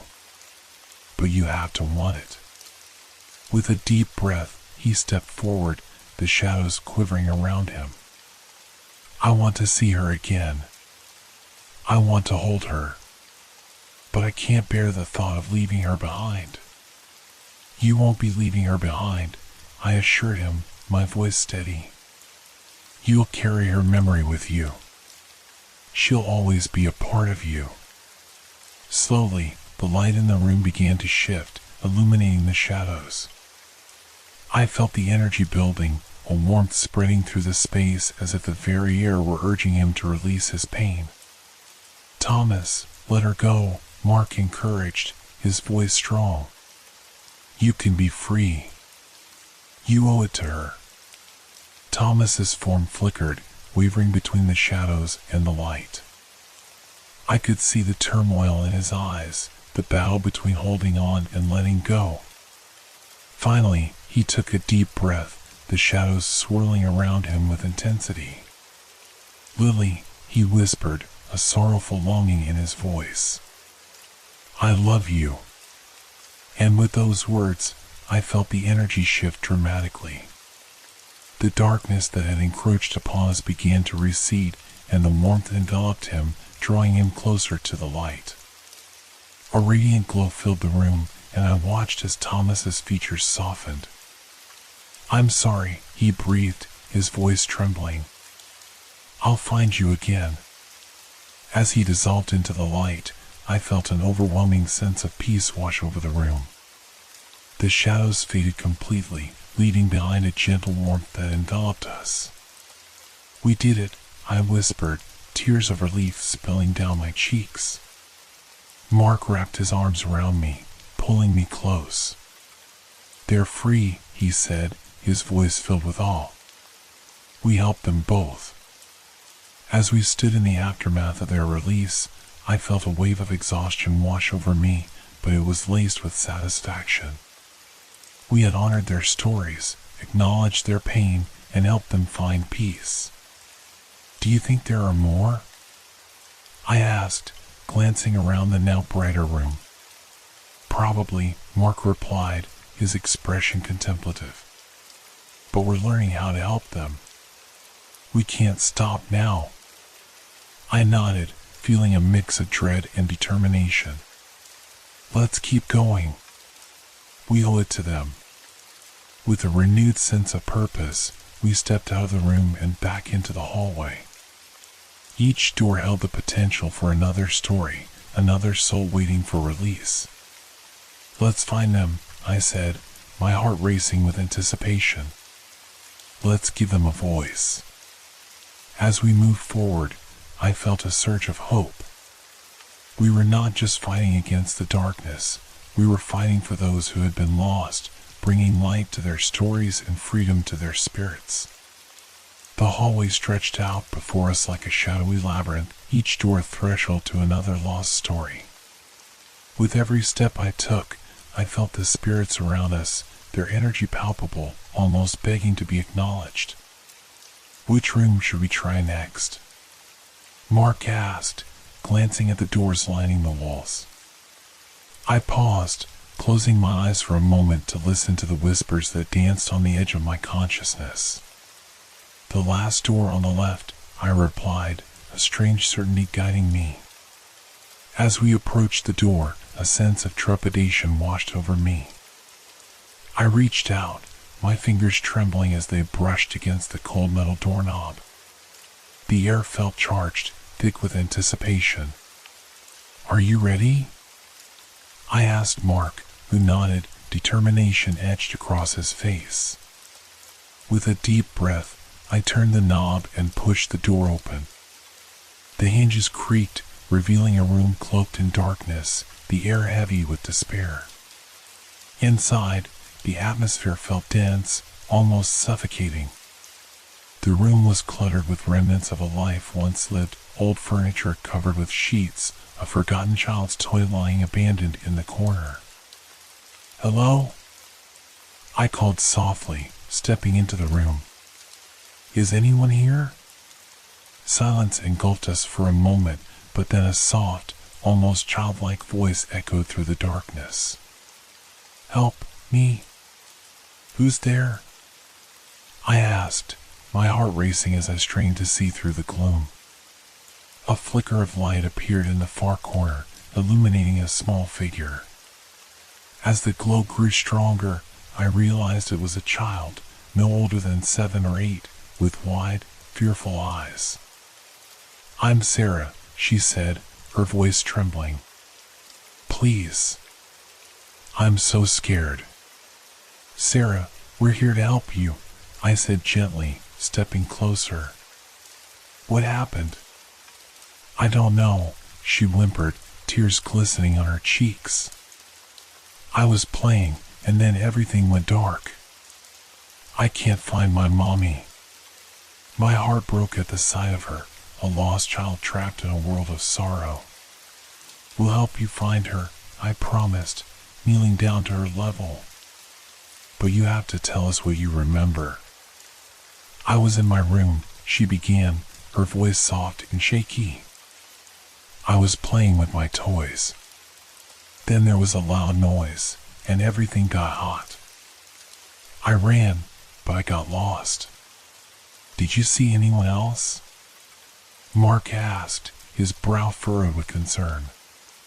She shook her head, her little body trembling. No, it was dark. I just wanted to go outside. But now I can't find my way. Sarah, listen to me, I said, my heart aching for her. You're not alone anymore. We're here with you, and we want to help you find your mommy. As I spoke, I noticed a glimmer of hope flicker in her eyes. You mean it? She asked, her voice barely above a whisper. Yes, I replied, reaching out to take her small hand in mine. But we need to find out what happened here. Can you remember anything else? She nodded slowly, her brow furrowing in concentration. There was a fire. I remember the smoke. It made me cough. My heart sank. The same fire? I exchanged a glance with Mark, who seemed equally pained by the realization. Yes, I said gently. Sarah, you need to be brave. Your mommy loves you, and she's looking for you. But I don't want to leave her, Sarah cried, her voice rising in panic. I'm scared. I squeezed her hand, trying to instill a sense of calm. You won't be alone, Sarah. We'll help you both find each other. But you have to trust us. She looked into my eyes, searching for reassurance, and I could see the flicker of trust beginning to form. Okay, she whispered, her voice barely audible. Good, Mark said, stepping closer. Can you remember anything else about that night? Maybe something that will help us find her? I think I saw her, Sarah said, her eyes widening with remembrance. She was by the door, yelling for me. But I couldn't get to her. Where was the door? I pressed, eager to piece together the fragments of her memory. It was the back door, the one that goes to the yard, she replied, her voice shaky. Okay, we can do this, I assured her. We'll go to the back door and see if we can find her there. As I spoke, the shadows in the room shifted, a gust of cold air sweeping through, carrying with it the faintest sound of a woman's voice calling out. Sarah. Mommy. Sarah cried, her small frame trembling with a mix of hope and fear. I can hear her. Follow the sound, I urged, guiding her towards the door. Let's go to her. With my hand still holding Sarah's, I stepped out of the room and into the hallway. The air felt charged with energy, the whispers growing louder as we moved closer to the back door. As we approached, I could hear the woman's voice more clearly now, echoing through the walls. "Sarah, where are you? Mommy!" Sarah shouted, her voice ringing with desperate hope. "Keep calling her," I encouraged, my heart racing as we reached the door. "We're almost there." With a deep breath, I opened the back door. The room beyond was dark and musty, but there was a flicker of light at the far end, illuminating a figure standing in the shadows. "Sarah," the woman cried, her voice filled with desperation. "Mommy!" Sarah dashed forward, her little feet carrying her through the darkness. As they reached each other, I felt an overwhelming wave of emotion wash over me. The woman knelt down, pulling Sarah into her arms, and the room lit up with warmth and light, chasing away the shadows. "I thought I lost you," the woman sobbed, holding her daughter tightly. "I'm here, Mommy. I'm here," Sarah cried, her voice mingled with laughter and tears. As they embraced, I felt the room shift once more. The darkness began to recede, replaced by a soft glow that filled the space with warmth. "You did it," Mark said softly, his voice filled with awe as he watched the reunion. I could hardly speak, overwhelmed by the sight before me. The two figures glowed, their sorrow lifting like mist in the morning sun. "Thank you," the woman said, her voice now filled with gratitude. "Thank you for bringing us together." "Just remember," I said gently, "you're free now. You can move on." With a soft smile, she nodded. "I'll always protect her. We'll find peace together." As their forms began to shimmer and fade, the room filled with a brilliant light, illuminating every corner. "Goodbye, Mommy!" Sarah shouted, her voice ringing with joy. "Goodbye, my love," the woman replied, her form dissolving into the light. And just like that, they were gone, leaving behind an overwhelming sense of tranquility. "Wow," I whispered, tears of joy streaming down my cheeks. "We helped them." Mark smiled, pulling me into a tight embrace. "We did. And it feels amazing." As the light dimmed, the shadows began to retreat, leaving us standing in a room that felt lighter, almost alive with energy. "We can't stop now," I said, wiping my tears away. "There are still more souls that need our help." Mark nodded, his expression resolute. "We owe it to them to keep going." With renewed determination, we stepped out of the back door and back into the hallway. The journey ahead was still shrouded in uncertainty, but together we would uncover the stories that remained untold. The atmosphere in the apartment felt different now, lighter, as if the weight of despair had lessened with the release of Sarah and her mother. But even as I felt this hope, I knew we had much more work ahead of us. "Where to next?" Mark asked, glancing at the rows of doors, each one a potential gateway to another haunting tale. "Let's try the room across from Sarah's," I suggested, feeling a pull towards the door that was slightly ajar, a sliver of darkness visible within. As we approached, I could hear faint whispers echoing from within, a soft sound like the rustling of paper. My heart raced. It felt like a secret begging to be uncovered. "Ready?" I asked, glancing at Mark, who nodded. I pushed the door open, revealing a small room lined with shelves overflowing with dusty books and scattered papers.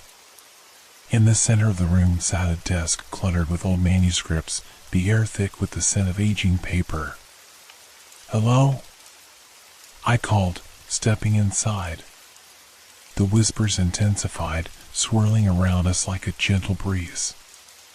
"Is anyone here?" A figure began to materialize before us, a man in his 50s, his glasses perched on the edge of his nose, his expression one of deep concentration.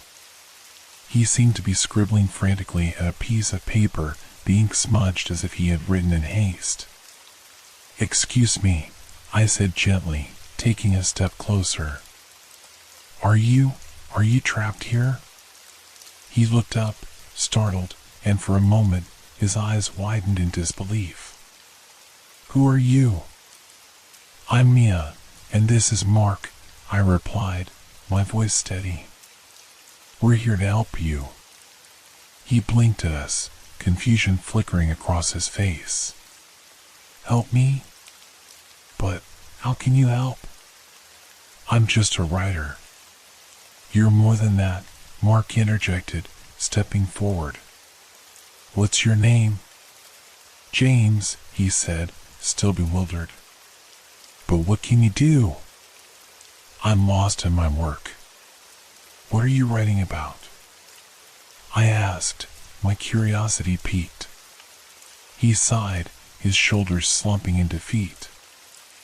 "I was working on a novel about the history of this building.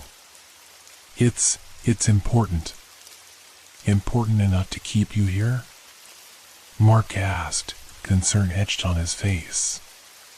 James shook his head, a deep sadness washing over him. "I've spent years researching, trying to uncover the truth about the people who lived here. But I've lost my way, and now I can't leave." "Why can't you leave?" I pressed, wanting to delve deeper into his story. He looked down, his fingers trembling as they traced the edges of the papers on his desk. "Because I haven't finished. There are stories here that need to be told. Lies that need to be acknowledged." "James, you don't have to bear this burden alone," I said, my heart aching for him. "You can share those stories. But you need to let go of your fear."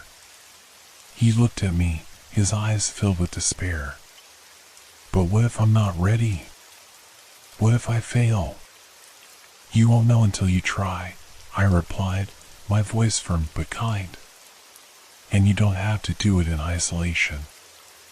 As I spoke, I felt a shift in the room.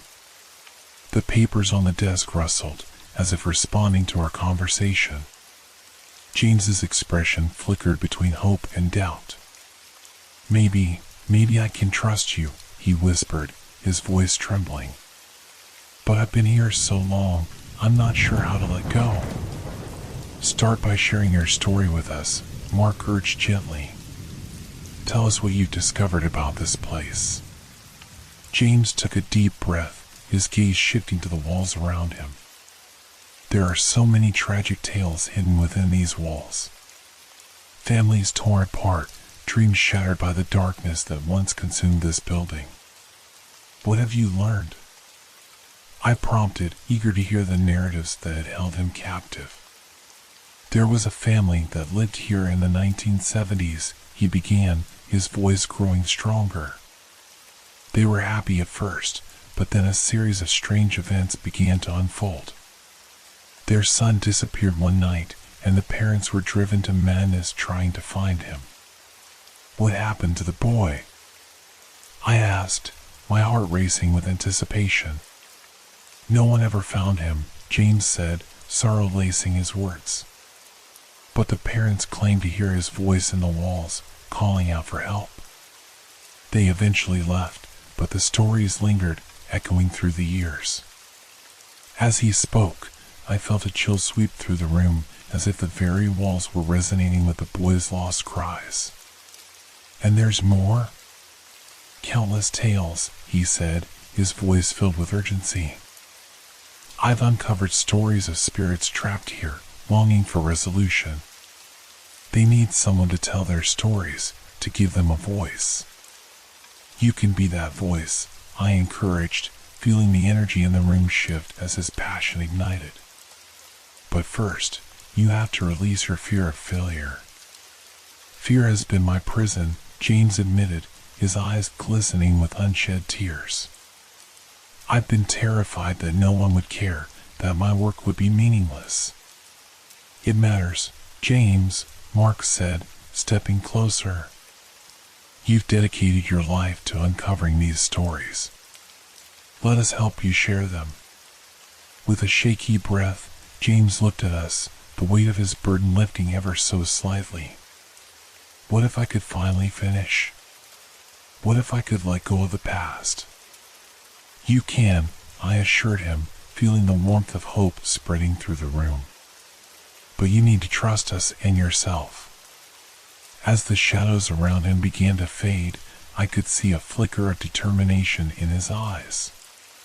"Okay," he said, his voice steadying. "I'll try. I'll share their stories." In that moment, the energy in the room surged, filling it with a bright light that enveloped James. The papers on his desk floated gently into the air, swirling like leaves caught in a breeze. "I'll remember them," he whispered, tears streaming down his face. "I promise." As his form began to shimmer, I felt an overwhelming sense of gratitude wash over me. "Thank you, James," I said softly. "You're free now." With a final flicker, he dissolved into the light, leaving behind a room filled with warmth and promise. "We did it again," Mark said, his voice filled with awe. "Yes, we did," I replied, wiping my tears away. "And his stories will live on." As we stood in the transformed room, I felt a renewed sense of purpose. The shadows had receded, but the echoes of the past remained, a reminder of the lives that needed to be honored. "We have to keep going," I said, determination filling my voice. "There are more stories to uncover." With that, we stepped back into the hallway, ready to face whatever awaited us behind the next door. As we stepped back into the hallway, the air felt lighter, a soft hum of energy surrounding us. The apartment, once cloaked in shadows, now pulsed with the warmth of the stories we had uncovered. But I knew there were still more souls waiting for release, trapped in their own narratives. "Which room next?" Mark asked, glancing at the doors. I felt a pull toward the door at the end of the hallway, slightly ajar and exuding a sense of foreboding. "That one," I said, my heart racing with anticipation. Mark followed closely behind as I approached the door, the floorboards creaking beneath our feet. I reached for the knob, feeling a slight tremor in my hand. Taking a deep breath, I pushed the door open. Inside was a dimly lit room, heavy with a sense of sorrow. The walls were lined with photographs, faces frozen in time, all bearing expressions of deep regret. Each image seemed to tell a story of its own, a glimpse into the lives that had once inhabited this space. "Who lived here?" I whispered, stepping further inside. "I don't know," Mark replied, his voice low as he examined the photographs. "But it feels haunting." I moved closer to the images, my fingers grazing the glass frames. One photograph caught my eye, a woman in her 30s, her smile bright yet tinged with sadness. There was something familiar about her, a sense of recognition that tugged at my heart. "Do you feel that?" I asked, glancing at Mark. He nodded, his expression serious. "It's like she's calling out to us." Suddenly, a chill swept through the room, and the air thickened with tension. I could hear soft sobbing echoing in the distance, growing louder as I moved closer to the photographs. "Hello?" I called out, my voice trembling. "Is someone here?" The sobbing intensified, and from the shadows emerged the woman from the photograph, her form translucent and flickering like a candle in the wind. Her eyes were filled with sorrow, and she looked straight at me, her mouth moving silently as if trying to speak. "Can you hear me?" I asked, my heart racing. "What's wrong?" She extended a trembling hand toward me, her eyes pleading. "Help me," she mouthed, her voice barely a whisper. "Of course, we'll help you," I replied, stepping closer. "What do you need?" My name is Eleanor, she said, her voice echoing like a distant memory. I made a mistake. What happened? Mark asked, his gaze locked on hers. I lost someone dear to me, she replied, tears streaming down her ghostly cheeks. I thought I could change the past, but it's too late now. What do you mean? I pressed, feeling the urgency in her words. You can still find peace. I pushed him away, she whispered, her voice trembling. I thought he would come back to me, but he never did. Who was he? I asked gently, trying to draw her out. Daniel, she said, her voice breaking. He was my everything. I thought I could save him from the darkness, but in the end, I only caused him pain. What happened to him? I felt the weight of her grief wrapping around me, an echo of the tragedy that had unfolded in this room. There was an accident, Eleanor said, her voice filled with anguish. He was trying to reach me, but I wasn't there. I had shut him out.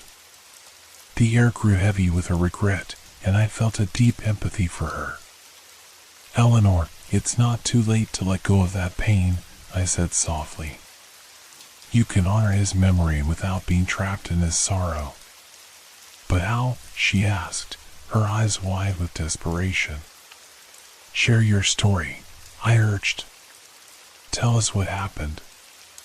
You need to express your love for him. Eleanor hesitated, her gaze drifting to the photographs lining the walls.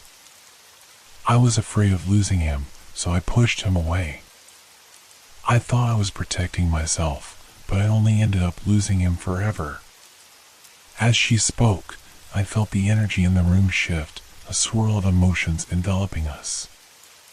I could almost hear Daniel's voice, a whisper in the darkness, urging her to remember the love they had shared.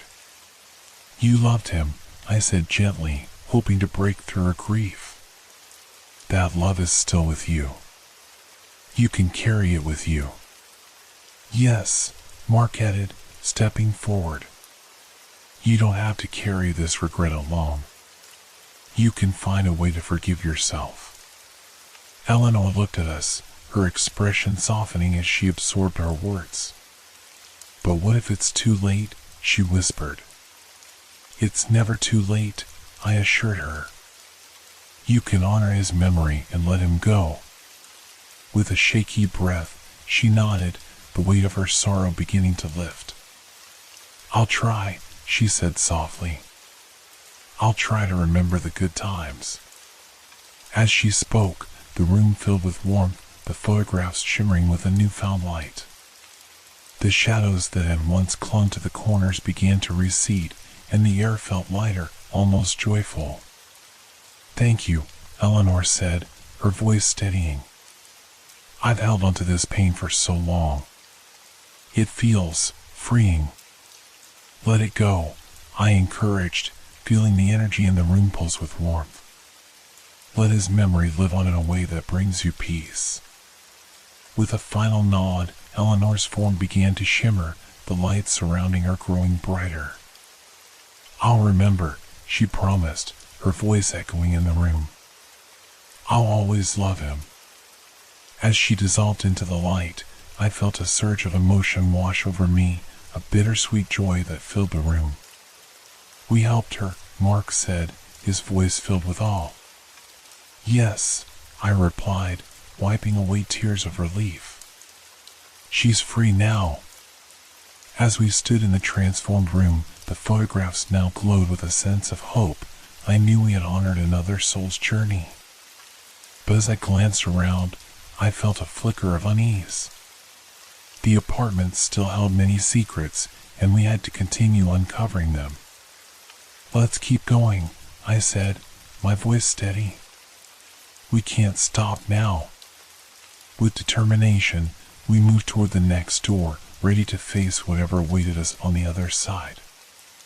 As we left Eleanor's room, a renewed sense of purpose fueled our steps down the dimly lit hallway.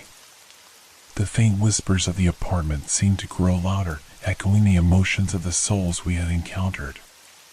Each door we passed felt like a portal to another world, another story begging to be told. Do you feel that? Mark asked, glancing at me, his expression serious. The energy feels charged. I nodded, my heart racing. It's like the apartment knows we're here, that we're uncovering its secrets. We paused in front of a door at the end of the hallway. Unlike the others, this door was solid, painted a deep black that seemed to absorb the light around it. I felt a chill creep up my spine as I placed my hand on the cool doorknob, the metal slick under my fingers. Are you ready? Mark asked, his voice steady but laced with concern. Ready as I'll ever be, I replied, taking a deep breath. I turned the knob and pushed the door open, a creak echoing in the silence. The room inside was dark, shrouded in shadows that danced along the walls. As I stepped inside, I noticed that the air felt thicker, heavier, almost suffocating. A faint light flickered in the corner, revealing the silhouette of a figure sitting on the floor. Hello? I called out, my voice barely breaking through the stillness. The figure didn't respond, and an unsettling feeling washed over me. Mark stepped closer, peering into the shadows. Can you see who it is? I squinted, trying to make out the details. As my eyes adjusted to the dim light, I could see a woman hunched over, her long hair cascading over her shoulders like a dark veil. She was surrounded by old, tattered clothes and various trinkets, fragments of lives once lived. Can you hear me? I asked again, stepping cautiously toward her. Slowly, she lifted her head, revealing hollow eyes that seemed to gaze right through me. Why have you come? She asked, her voice a haunting whisper that echoed off the walls. We want to help you, I replied, my heart racing. What's your name? Lila, she said, her voice trembling. I've been waiting for someone to remember me. Remember you? Mark echoed, his brow furrowed in confusion. I was forgotten, Lila murmured, her eyes filled with sorrow. My story lost in the shadows. I tried to hold on to it, but the darkness consumed me. What happened to you? I pressed gently, feeling an ache for her plight. I was once vibrant, full of dreams, she said, her voice growing stronger. But I fell into despair. I lost everything I loved, my family, my home. I thought I could escape by hiding here, but instead, I became a prisoner of my own making. Lila, you don't have to be trapped anymore, I urged, stepping closer. What if we help you share your story? What if we can bring light to your memories? She looked up at me, a flicker of hope igniting in her eyes. Can you truly help me? Yes, I assured her, feeling the weight of her grief resonate within me. But you need to let go of the pain. You need to share your memories, the ones you hold so tightly. As she hesitated, I noticed a small wooden box next to her, covered in dust. What's in there? I asked, pointing to it. My treasures, she replied, her voice barely above a whisper. Memories I've gathered over the years. But they bring me no joy anymore, only pain. Let's see what's inside, I encouraged, kneeling down beside her. Lila reached for the box, her hands trembling. With a flick of her wrist, the box opened, revealing a collection of faded photographs, letters, and trinkets, each one a fragment of her past. I picked up a photograph of a young girl with bright eyes and a wide smile, holding a bouquet of wildflowers. Who is this? I asked, my heart aching at the sight. My sister, Lila replied, her voice breaking. She was my light. We dreamed of escaping this place together, but what? Mark prompted gently, his gaze locked on her. She was taken from me, Lila said, tears streaming down her cheeks. A car accident. I was supposed to protect her, but I couldn't. The air grew thick with her sorrow, and I felt the weight of her loss settle heavily around us. Lila, you were not to blame. Accidents happen, and you need to forgive yourself. But how? She cried, her voice cracking. How can I forgive when the pain is all-consuming? By remembering the joy you shared, I urged, my heart aching for her. Honor her memory by celebrating the love you had. With shaking hands, Lila picked up a delicate silver locket from the box. This was hers, she said, her voice a whisper. I promise to keep it safe. Then keep it safe, but don't let it weigh you down, I said softly. You can carry her memory in your heart, not in this darkness. Lila gazed at the locket, her expression softening as she traced its edges with her fingers. I don't know if I can let go. You don't have to forget, Mark added, his voice soothing. Just let the pain fade and let the love shine through. With a deep breath, Lila nodded slowly. I'll try, she whispered, her voice steadier now. I'll try to remember the good times.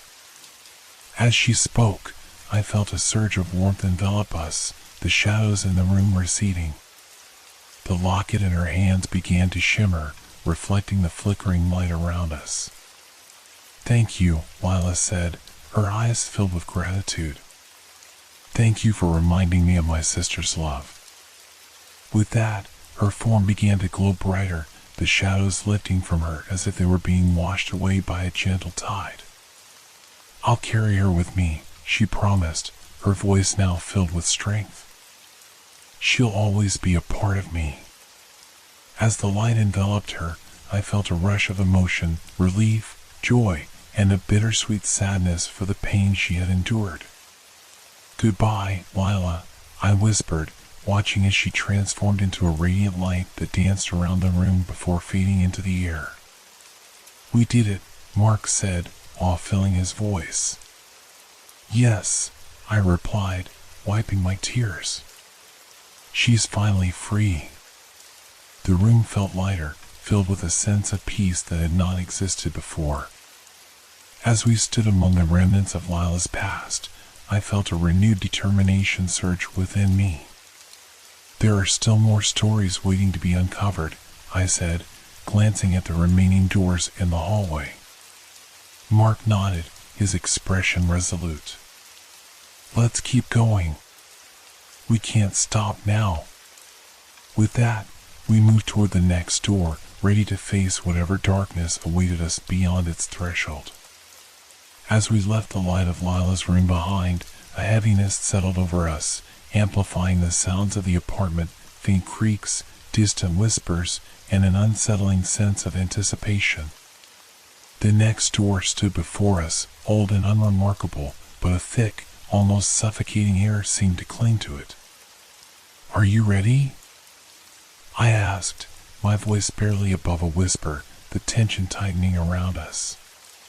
Mark nodded, but the uncertainty in his eyes mirrored my own. Let's see what's waiting for us this time. I reached for the doorknob, my fingers brushing against the cold metal. With a gentle turn, I pushed the door open, and we were met with a room that felt like a forgotten corner of the world. The walls were lined with mirrors, each one framed in ornate gold that glinted even in the dim light. However, the reflections weren't just ours, they seemed to ripple and shift, showing fleeting glimpses of faces and scenes long past. Do you see that? I asked, my heart racing as I stepped inside. Mark followed, his eyes widening as he took in the room. What the hell? The mirrors reflected not just our images but also shadows of people, their faces twisted in anguish. A sense of dread crept over me as I felt the air grow thick with sorrow and regret. Who are they? I whispered, approaching one of the mirrors. In its depths, I could see a woman weeping, her tears flowing like a river, her expression a portrait of despair. Maybe they're echoes of the past, Mark suggested, his voice steady. Memories that have been trapped here. Trapped, I echoed, feeling the weight of that word settle over me. What if they're trying to reach out? Suddenly, the air shifted and the temperature dropped. I turned to find the woman from the mirror standing behind us, her features blurred but her presence undeniably real. Help me, she whispered, her voice a soft echo that resonated through the room. I am lost. Who are you? I asked, my heart pounding in my chest. I am Clara, she said, her form flickering like a flame. I was once a reflection of happiness, but now I am nothing more than a shadow. What happened to you? Mark asked, stepping forward. I made choices that led to my downfall, Clara replied, her voice trembling. I was consumed by vanity and selfishness. I thought I could escape the pain, but I only lost myself. Your reflection, it's haunting, I said, glancing at the mirrors. Why are you trapped here? Because I cannot face what I've done, she replied, her voice filled with sorrow. I hurt those who loved me, and now I can't forgive myself. Clara, it's not too late, I urged, feeling the urgency in her words. You can find a way to let go of that pain. But how? She cried, her eyes wide with desperation. How can I forgive myself while I've caused so much suffering? By facing the truth, I suggested gently. By acknowledging your mistakes and allowing the love of those you hurt to guide you. As she listened, the room seemed to pulse with energy, the mirrors flickering with images of her past, the smiles of loved ones, moments of joy now tainted by her choices. Do you see them? I asked, gesturing to the reflections. They still care for you, even if you can't see it. Clara nodded slowly, her expression softening as she looked at the images. I remember the laughter, the love. But I pushed them away. You can't change the past, Mark added, his voice steady. But you can honor their love by accepting what happened and moving forward. With trembling hands, Clara reached for one of the mirrors, her fingers brushing against the glass. I was so afraid of facing the truth, she whispered. I thought I could hide forever. But hiding only deepens the wounds, I said softly. You need to embrace your past to heal. Tears filled her eyes as she turned to us, a flicker of hope igniting within her. Will you help me face it? Yes, I assured her, feeling the weight of her pain lift slightly. We're here for you.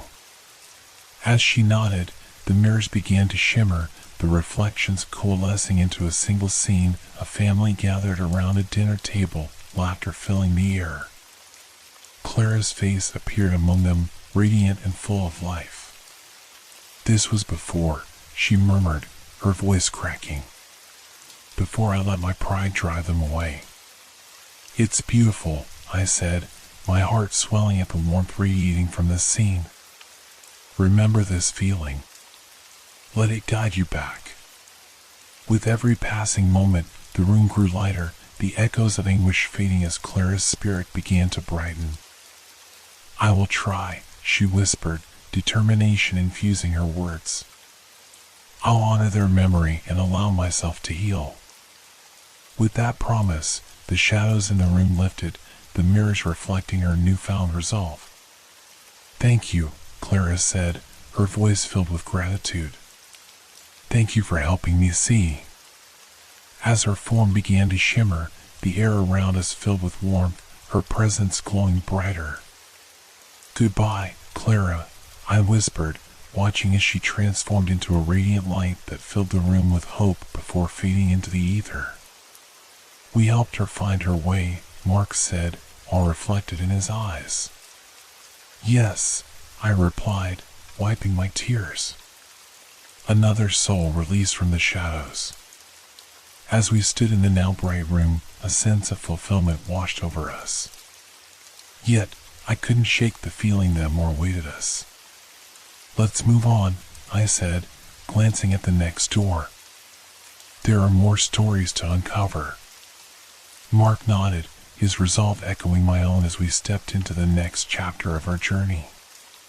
As we stepped out of the room of echoes, a sense of urgency propelled us forward. The hall stretched out before us, lined with doors that whispered secrets of the past. Each one felt like a story waiting to be told, a tragedy yearning for release. My heart pounded in my chest, a mix of anticipation and dread coursing through my veins. We approached the next door, an aged wooden structure adorned with intricate carvings that seemed to come alive in the dim light.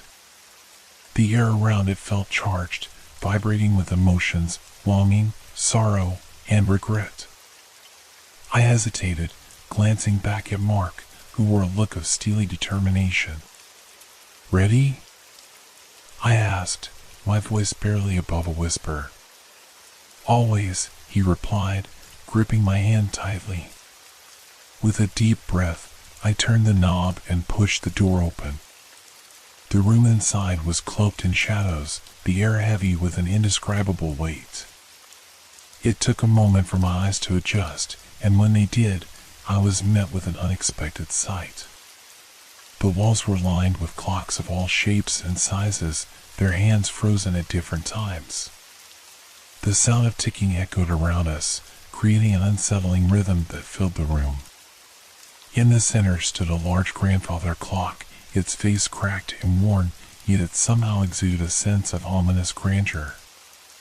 "Is it just me, or does this place feel alive?" Mark whispered, stepping cautiously inside. "It feels like a prison of time," I replied, moving closer to the grandfather clock. "What do you think it means?" Before Mark could respond, a figure emerged from the shadows, a tall man with a weary expression. His clothes were tattered, and his eyes were filled with a profound sadness that seemed to stretch back through the ages. "Welcome to the Chamber of Regrets," he said, his voice low and resonant. "I am Samuel, the keeper of lost moments." "Lost moments?" I echoed, my curiosity piqued. "Yes," Samuel replied, his gaze piercing. "This chamber holds the regrets of those who failed to embrace their time. Each clock represents a life that has stopped, a moment frozen in despair." "What do you mean?" Mark asked, his brow furrowing. Samuel gestured to the clocks, each one bearing a different time. "These clocks mark pivotal moments, the decisions that changed lives, the paths not taken. Some refuse to let go, while others linger in sorrow for what could have been." "Is that why you're here?" I asked, feeling an unsettling connection to his words. "To help them move on?" "I cannot help them," Samuel said, his voice heavy with remorse. "I can only bear witness to their pain. I am bound to this place, like them." "Why?" Mark asked, stepping forward. "What binds you here?" "I made choices that sealed my fate," Samuel replied, his voice filled with regret. "I was too consumed by ambition, blinded to the love that surrounded me. And now, I watch as time slips away, unable to change my past." "Samuel," I said gently, "you don't have to be trapped here. You can still find a way to forgive yourself." "But how?" he asked, his eyes filled with despair. "How can I move on when my choices haunt me?" "By acknowledging your mistakes and allowing yourself to embrace the love you pushed away," I urged. "You have the power to change your narrative." As he listened, I noticed a clock on the wall begin to glow faintly, its hands starting to move backward. That clock, it's changing, I said, pointing at it. Yes, Samuel whispered, his eyes widening. It marks a moment I thought I could never revisit. What moment? Mark asked, curiosity tinged with caution. It was the day I chose work over my family, Samuel replied, his voice trembling. I had an important meeting, and my daughter begged me to stay home.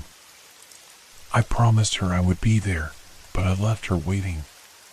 The clock's hands continued to move, and I felt a rush of emotion wash over me as images began to flicker in the air, revealing a scene from the past.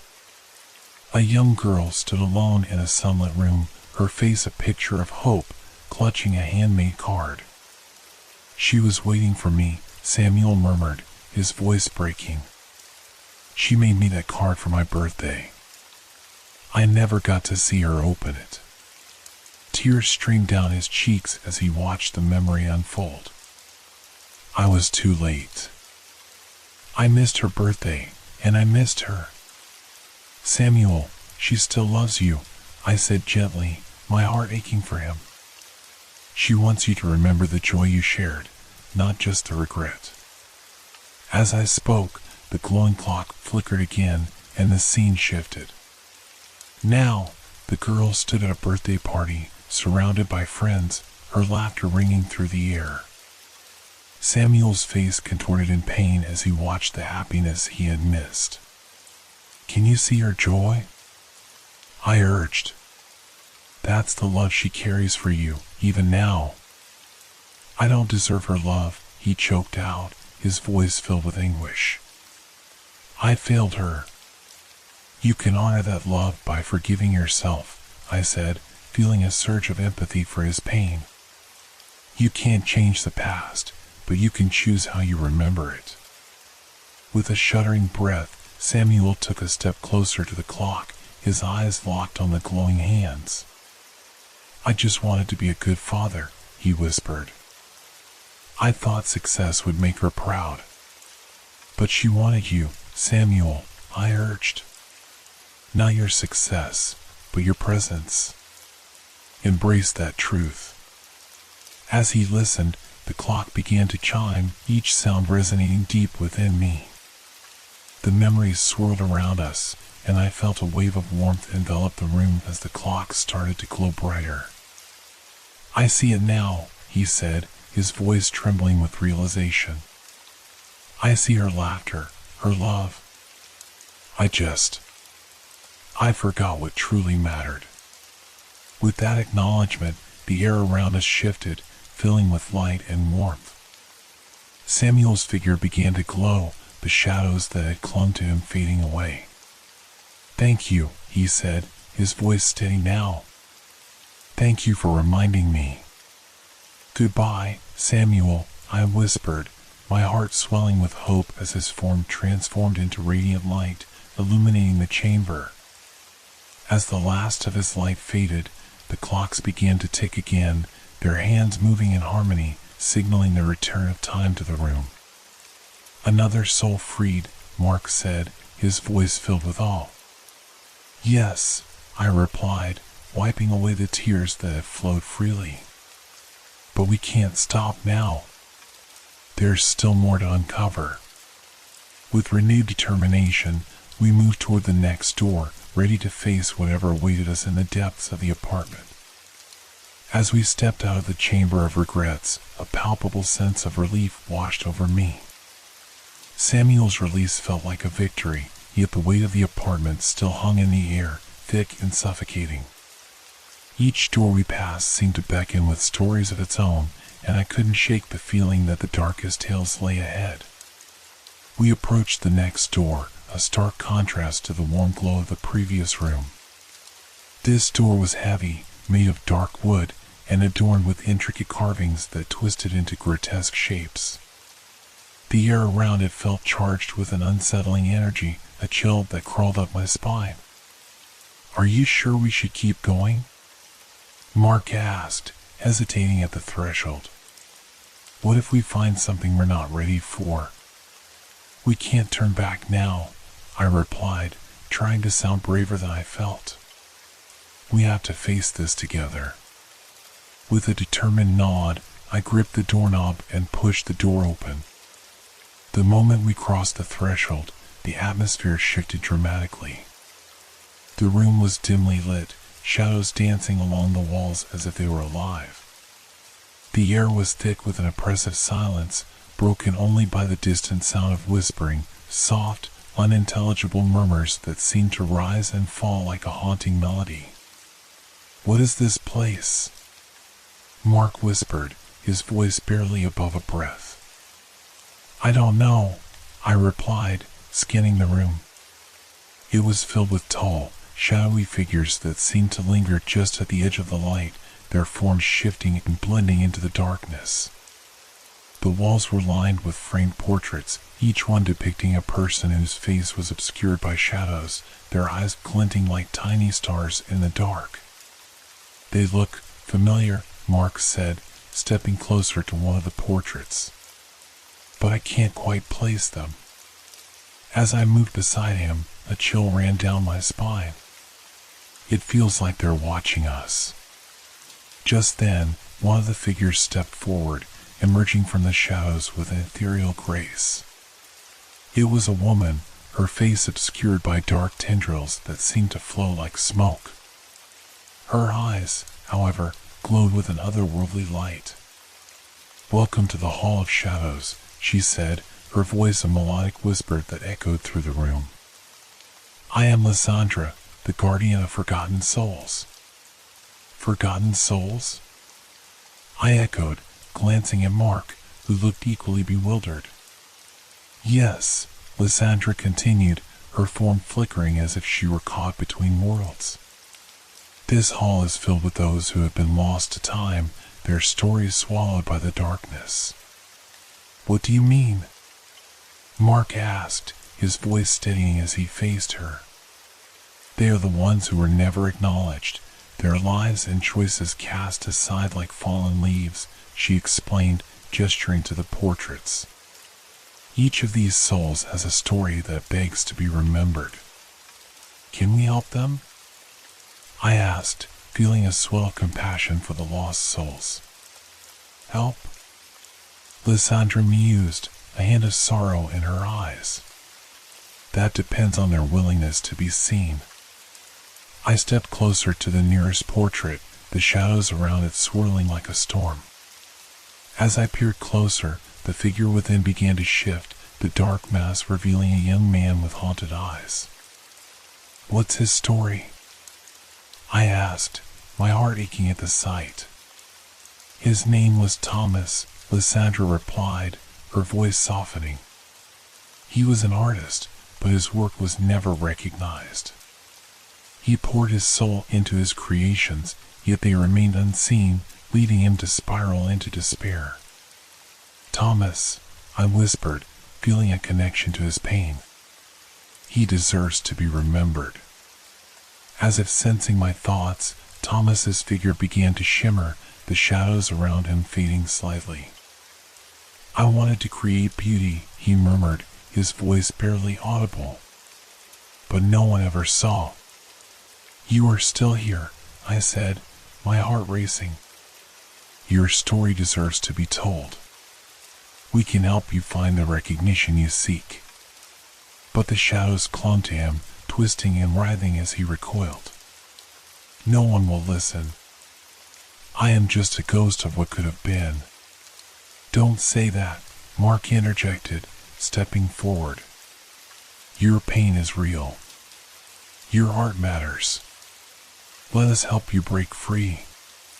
"Free?" Thomas echoed, his eyes filled with a flicker of hope. "How?" "By sharing your story," I urged, feeling the weight of his sorrow. "We can tell others about your work, your passion. You don't have to remain in the shadows." With a shudder, the shadows began to recede from around him, and I could see his features more clearly, his eyes filled with longing and despair, yet glimmering with the possibility of hope. "Will you remember me?" he he asked, his voice trembling. Yes, I promised, my heart swelling with determination. We will remember you, Thomas. You will not be forgotten. As I spoke those words, the shadows around him began to dissipate, transforming into vibrant colors that danced like paint on a canvas. The portraits around us flickered to life, revealing glimpses of his artwork, a burst of color, emotion, and passion that filled the room. Thank you, Thomas whispered, his voice now stronger, more vibrant. Thank you for seeing me. As he began to fade, the room brightened, the shadows lifting as the colors of his art enveloped us. Goodbye, Thomas, I called out, feeling a surge of gratitude as he transformed into a radiant light that filled the hall. Another soul released, Lysandra said, her voice filled with warmth. You have done well. What about the others? Mark asked, glancing around the room, filled with curiosity and concern. They await their moment, Lysandra replied, her expression shifting to one of gentle encouragement. You have the power to help them, but each must be willing to face their truth. Let's do it, I said, feeling a surge of determination. We can help them find their peace. With a renewed sense of purpose, we moved toward the next portrait, ready to uncover more stories from the shadows and bring light to those who had long been forgotten. As we approached the next portrait, the atmosphere in the Hall of Shadows shifted subtly, a hint of anticipation lacing the air.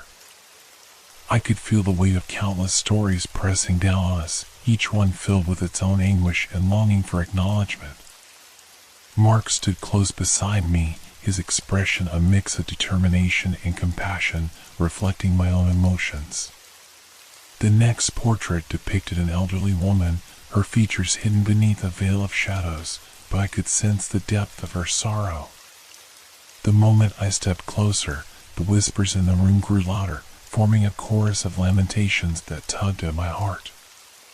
Who is she? I asked Lysandra, my voice barely above a whisper. She was known as Eleanor, Lysandra replied, her voice soft and haunting. She lived a long life, but the echoes of her past still bind her here. She was a caretaker, always giving to others, but she neglected to care for herself. I felt a pang of empathy for Eleanor, sensing her selflessness had come at a great cost. The shadows swirled around her portrait, hinting at a lifetime of unfulfilled dreams and sacrifices made in silence. Eleanor, can you hear us? I called softly, hoping to reach her through the veil of darkness. The room fell silent, and for a moment, nothing happened. Then, slowly, the shadows began to part, revealing a flicker of light around Eleanor's figure. I hear you, she whispered, her voice fragile, as if it were a whisper carried by the wind. Eleanor, we want to help you, Mark said, his tone filled with sincerity. Your story matters. You deserve to be remembered. I have forgotten who I am, Eleanor replied, her voice filled with sadness. I spent my life caring for others, but in doing so, I lost myself. I was never enough. You were more than enough, I insisted, feeling the weight of her regret. You made a difference in so many lives. But it's time for you to reclaim your own. As I spoke, I noticed the shadows around her face begin to shift, revealing her eyes, deep wells of longing and pain. What is left for me now?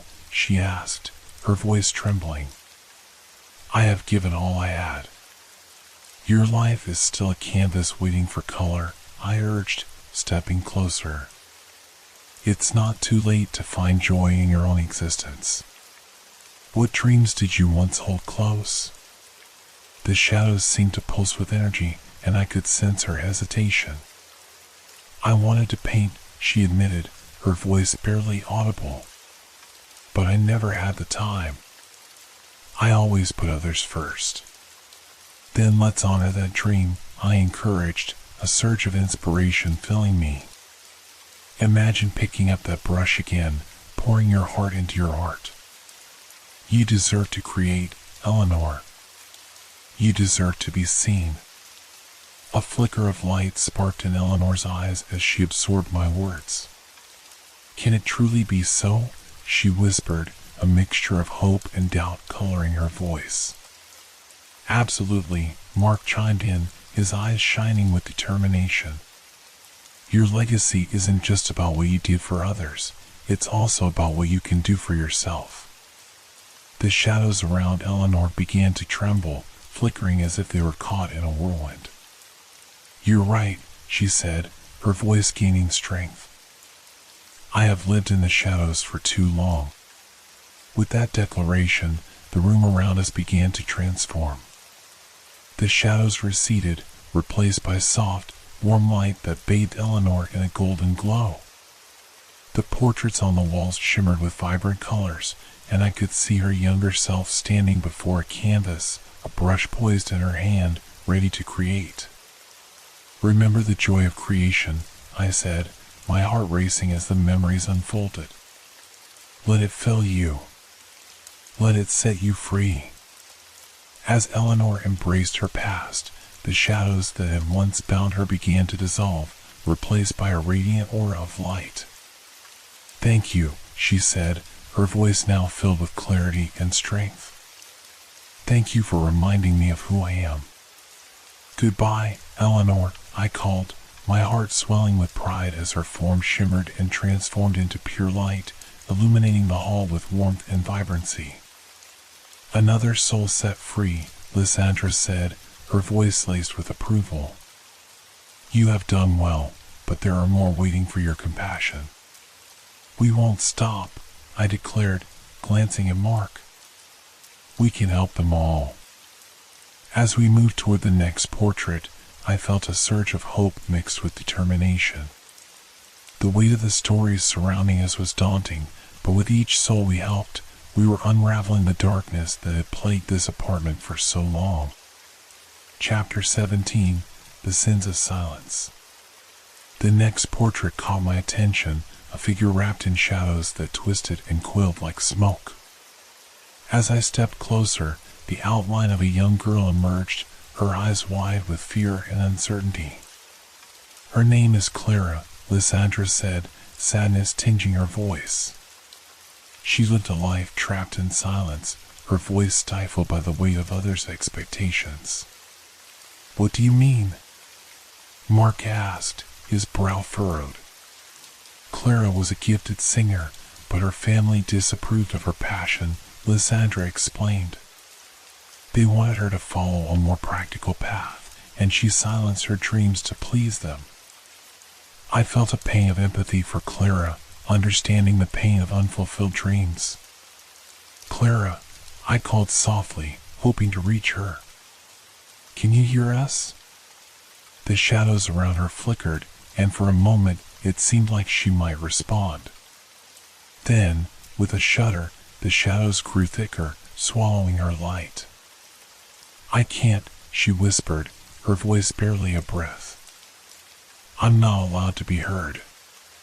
You are allowed, I insisted, stepping forward with conviction. Your voice matters, Clara. You deserve to sing. No one wants to hear me, she replied, her tone laced with despair. I'm just a disappointment. Clara, that's not true, Mark interjected, his eyes filled with compassion. Your talent is a gift, not a burden. You have the right to express yourself. The shadows began to swirl around her, but I could see the flicker of hope in her eyes. I was once brave enough to sing, she murmured, a hint of longing in her voice. But I let fear silence me. Fear is powerful, I acknowledged. But so is courage. You have the strength within you to break free from these shadows. Sing for us, Clara, Mark urged, stepping closer. Let your voice rise above the silence. With trembling resolve, Clara took a step forward, the shadows wavering as she hesitated. "Will you listen?" she asked, her voice quaking with uncertainty. "Always," I promised, my heart racing with anticipation. In that moment, a single note broke through the silence, a haunting melody that echoed through the hall. As she sang, the shadows around her began to dissolve, revealing her true form, a radiant girl filled with light and passion.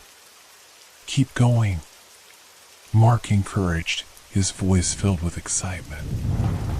Clara's voice grew stronger, each note resonating with emotion and power. The darkness around us lifted, replaced by a vibrant glow that danced in harmony with her melody. "I feel it," she sang, her voice rising with newfound strength. "I can finally be heard." As she continued to sing, the hall transformed into a concert of colors, light cascading around us like a waterfall. The portraits came alive, each figure joining in harmony with Clara's song, celebrating her liberation. With each note, the shadows that had once bound her shattered like glass, revealing the beauty of her spirit. "Thank you," Clara exclaimed, her voice ringing with joy. "Thank you for helping me find my voice." "Goodbye, Clara," I called, my heart swelling with pride as her figure shimmered and transformed into a radiant burst of light, illuminating the hall with warmth. "Another soul released," Lysandra said, her eyes glistening with approval. As I glanced at Mark, I felt a surge of hope coursing through me. With every soul we helped, the darkness that had enveloped this apartment was slowly receding. "There's still more to do," I said, my heart racing. "We have to keep going." With determination, we moved toward the next portrait, ready to unveil another story waiting to be told. As we approached the next portrait, the air thickened with an unmistakable tension. The figure depicted within was shrouded in a tapestry of shadows, each thread representing a tangled web of dreams and desires left unfulfilled. It was a young man, his face partially obscured by darkness, yet I could sense the weight of his aspirations pressing down on him. "His name is Adrian," Lysandra said, her voice a somber echo in the hall. "He was a weaver of dreams, an artist who spun tales into beautiful fabrics. But he lost his way amidst the expectations of others." "What do you mean?" I asked, feeling an ache for the young man whose potential seemed trapped within the shadows. "He had the gift to create, but he was overshadowed by family demands and societal norms," Lysandra explained. "In trying to please everyone, he forgot to weave his own story." "Adrian," I called softly, stepping closer to the portrait. "Can you hear us?" For a moment, silence reigned, the shadows swirling ominously. Then, the darkness began to flicker, revealing a glimpse of his eyes, a stormy blue filled with frustration and despair. "I hear you," he replied, his voice barely a whisper. "Adrian, you deserve to express your creativity," I urged, feeling the weight of his unspoken dreams. "Your art matters. You must reclaim your gift." "I've lost the will to create," he confessed, the shadows tightening around him. "I feel like I'm drowning in expectations." "Drowning isn't an option," Mark said firmly. "You have the strength to break free from those bindings." "I was once proud of my work," Adrian admitted, the flickering shadows revealing flashes of vibrant fabrics and intricate designs. "But the more I tried to please others, the more lost I became." "Find that pride again," I encouraged, my heart racing with determination. "What would you create if no one were watching?" His eyes flickered with a hint of light, a spark of inspiration breaking through the darkness. "I would weave stories into fabric, capturing dreams and emotions," he murmured. "Then let us help you," Mark insisted, stepping forward. "We will stand by you as you reclaim your artistry." Adrian took a deep breath, and the shadows surrounding him began to tremble. "Will you truly help me?" he asked, uncertainty lacing his voice. "Absolutely," I promised. "You are not alone in this." With that, the shadows around Adrian began to shift, swirling with colors that pulsed like a heartbeat. "I want to try," he said, his voice gaining strength. "I want to weave my own story again." As he spoke those words, the darkness that had once enveloped him started to unravel, revealing a tapestry of vivid colors that danced like flames. The air was filled with the scent of fresh linen and vibrant dyes, igniting the space with energy and possibility. "Let your hands guide you," I encouraged, my heart swelling with excitement.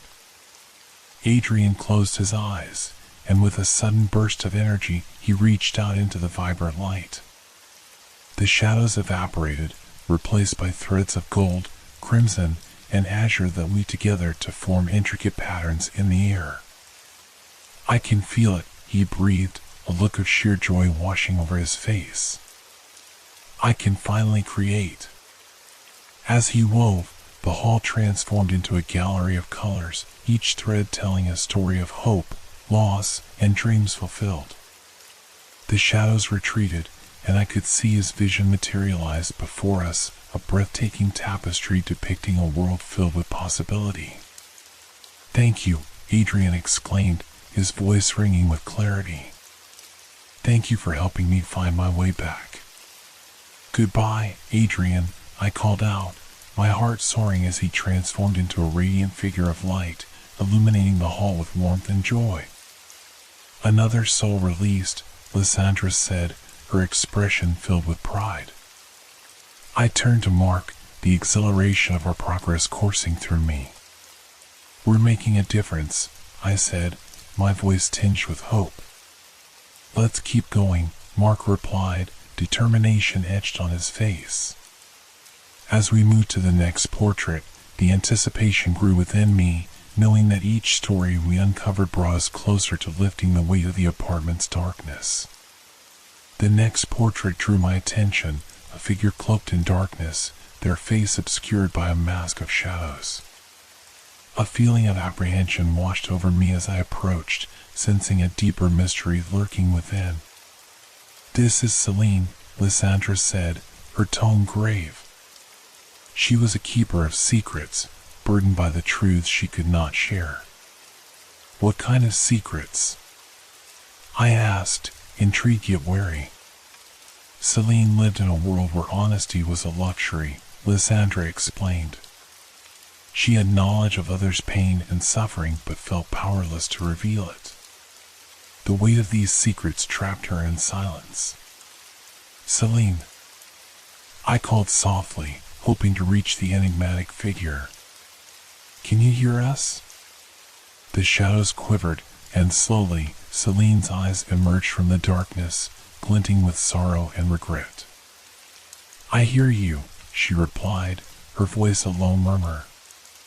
"Your silence does not have to be your fate," I said, my heart aching for her burden. "You have the power to share your truth." "I can't," she replied, the shadows thickening around her. "If I reveal the secrets, it could destroy lives." "Keeping secrets can be just as harmful," Mark interjected, stepping closer. "You have the right to share your story, and it can lead to healing." "I'm afraid," Celine admitted, her voice trembling. "What if I am wrong?" "Sometimes, speaking your truth is the bravest thing you can do," I urged. "You have the strength to face the consequences." As I spoke, I could see the flickers of light in her eyes, the struggle between fear and the desire for freedom. "I have held so much for so long," she whispered, her voice filled with anguish. "I fear it will consume me." "It won't," I promised, feeling a surge of determination. "You are not alone. We will be with you every step of the way." With each word, the shadows around her began to tremble, revealing glimpses of the truth she had kept hidden. "Will you really stand by me?" she asked, uncertainty clouding her voice. Yes, we will, Mark assured her, his eyes filled with sincerity. Celine took a deep breath, and in that moment, the shadows around her swirled violently, revealing glimpses of the lives she had touched, moments of pain, heartache, and unspoken truths. I want to be free, she said, her voice gaining strength. I want to share what I've kept hidden. As she spoke those words, the shadows that had once bound her began to dissolve, revealing a bright light that enveloped her like a protective cloak. Let your voice be heard, I urged, feeling the weight of her burden lifting. With a sudden rush, Celine stepped forward, the shadows evaporating into nothingness. I release my secrets, she declared, her voice ringing clear. No more silence. As she spoke, the room transformed, filling with vibrant colors that danced in celebration. The air was electric with emotion, and the portraits around us shimmered, echoing the newfound freedom of her spirit. Thank you, Celine said, tears of relief shining in her eyes. Thank you for helping me break free. Goodbye, Celine, I called, my heart soaring as her figure transformed into radiant light, illuminating the hall with warmth and joy. Another soul released, Lysandra said, her voice filled with approval. As I exchanged glances with Mark, I felt the thrill of progress. We're getting closer, I said, my voice filled with excitement. Let's keep moving, Mark replied, determination evident in his eyes. With renewed energy, we stepped toward the next portrait, ready to unveil another hidden story waiting to be revealed. As we approached the next portrait, I felt a shiver run down my spine. The figure depicted was a middle-aged man, his face etched with deep lines of sorrow and regret. The atmosphere around him felt heavy, laden with unspoken words and past mistakes. This is Edward, Lysandra said, her voice barely above a whisper. He was a man burdened by the choices he made, decisions that cost him dearly. What kind of choices? I asked, my curiosity piqued despite the unease settling in my stomach.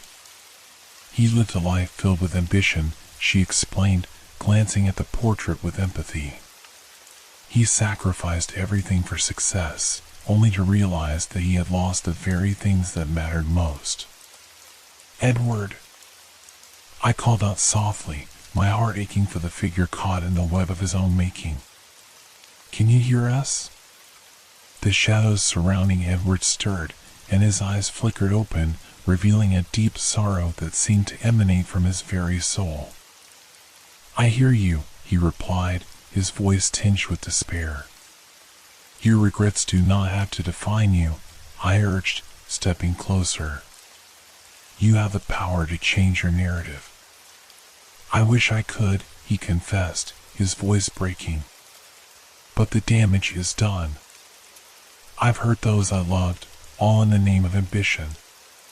It's never too late to seek forgiveness, Mark chimed in, his tone firm. You can still make amends.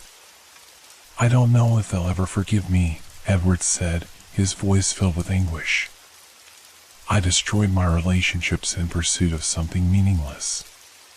Forgiveness begins with you, I told him, feeling a surge of compassion. You must forgive yourself first, to begin to heal. As I spoke, I could see the flickering shadows around him, reflecting his inner turmoil. But how, he asked, the weight of his grief palpable. Start by acknowledging the pain you caused, I suggested. Reach out to those you've hurt. Show them that you've changed. The shadows around Edward trembled, and I could sense a flicker of hope breaking through his despair. Can I really do that? He asked, uncertainty lacing his voice. Yes, you can, Mark insisted, his eyes steady with encouragement. You have the strength within you to face your past. I want to try, Edward said, his voice gaining strength as the shadows began to recede. I don't want to live with this regret anymore. With newfound determination, he reached out, and the darkness that had enveloped him started to dissolve, revealing a gentle light that illuminated the space around him. Take that first step, I urged. Let go of the past, and step into a future filled with hope. As Edward began to speak, his voice resonated with clarity and conviction. I acknowledge my mistakes, he declared, his presence becoming more vibrant.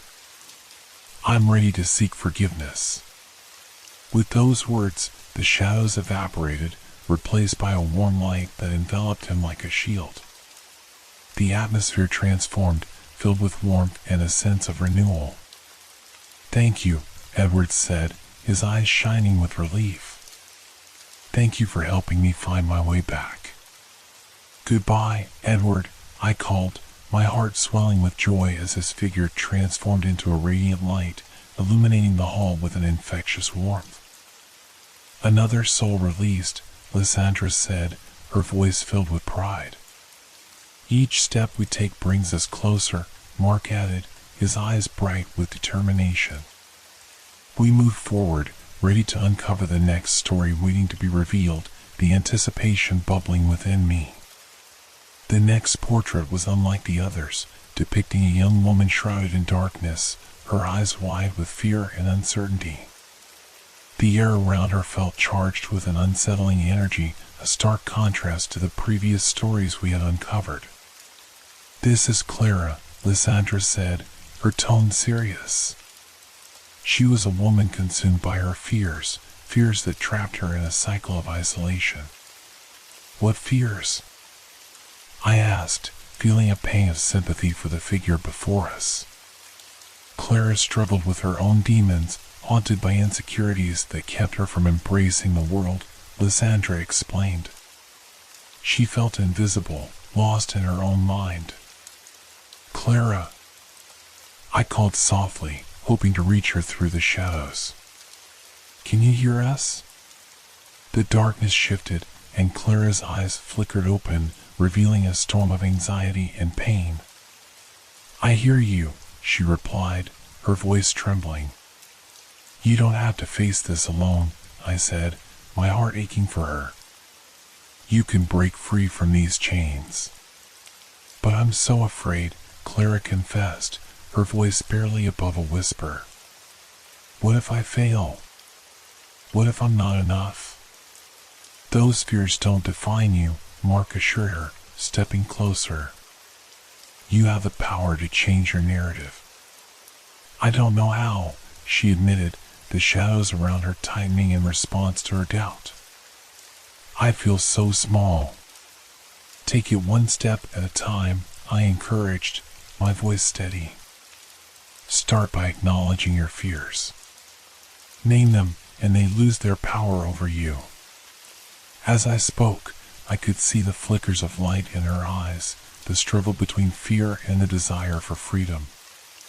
What if I'm not strong enough? She asked, her voice trembling. You are stronger than you think, Mark insisted. Your strength comes from facing your fears, not running from them. I want to believe that, Clara said, her voice gaining strength as the shadows around her began to tremble. I want to be free. With a sudden rush of determination, she stepped forward, reaching into the darkness that surrounded her. I won't let fear control me anymore.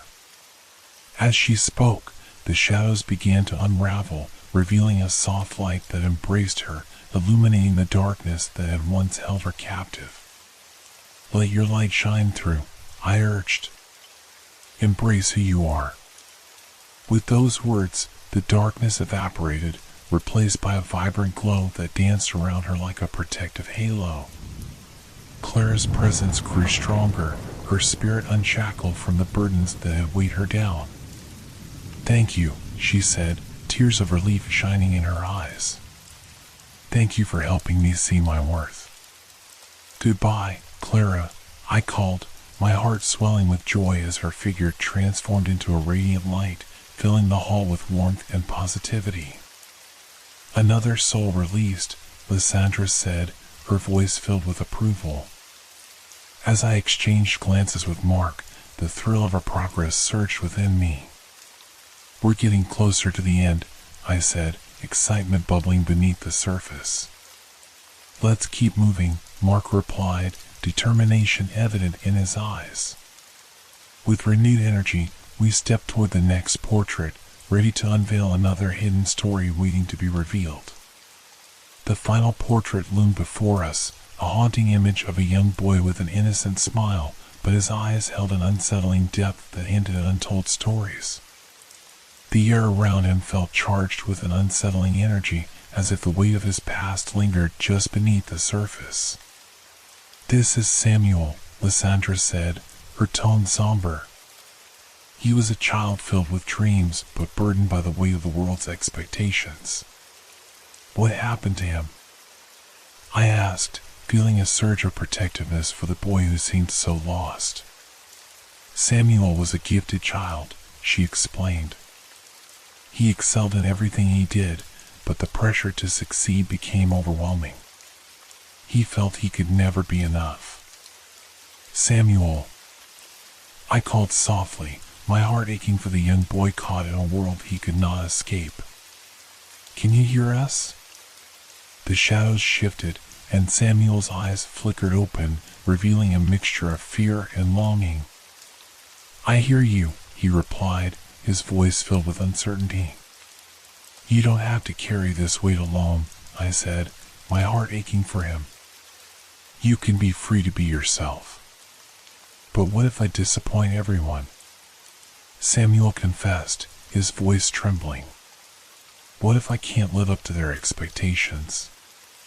"Your worth is not defined by others," Mark said firmly. "You have the right to pursue your own dreams." "I don't know what I want," Samuel admitted, his innocence tinged with confusion. "I just want to be happy." "Start by exploring what makes you feel alive," I urged. "Forget about others' expectations for a moment. What do you love?" As I spoke, I could see the flickers of light in his eyes, the struggle between fear and the desire for freedom. "I love to draw," he said, a small smile breaking through the shadows. "Then draw," I encouraged. "Create without boundaries. Let your imagination flow."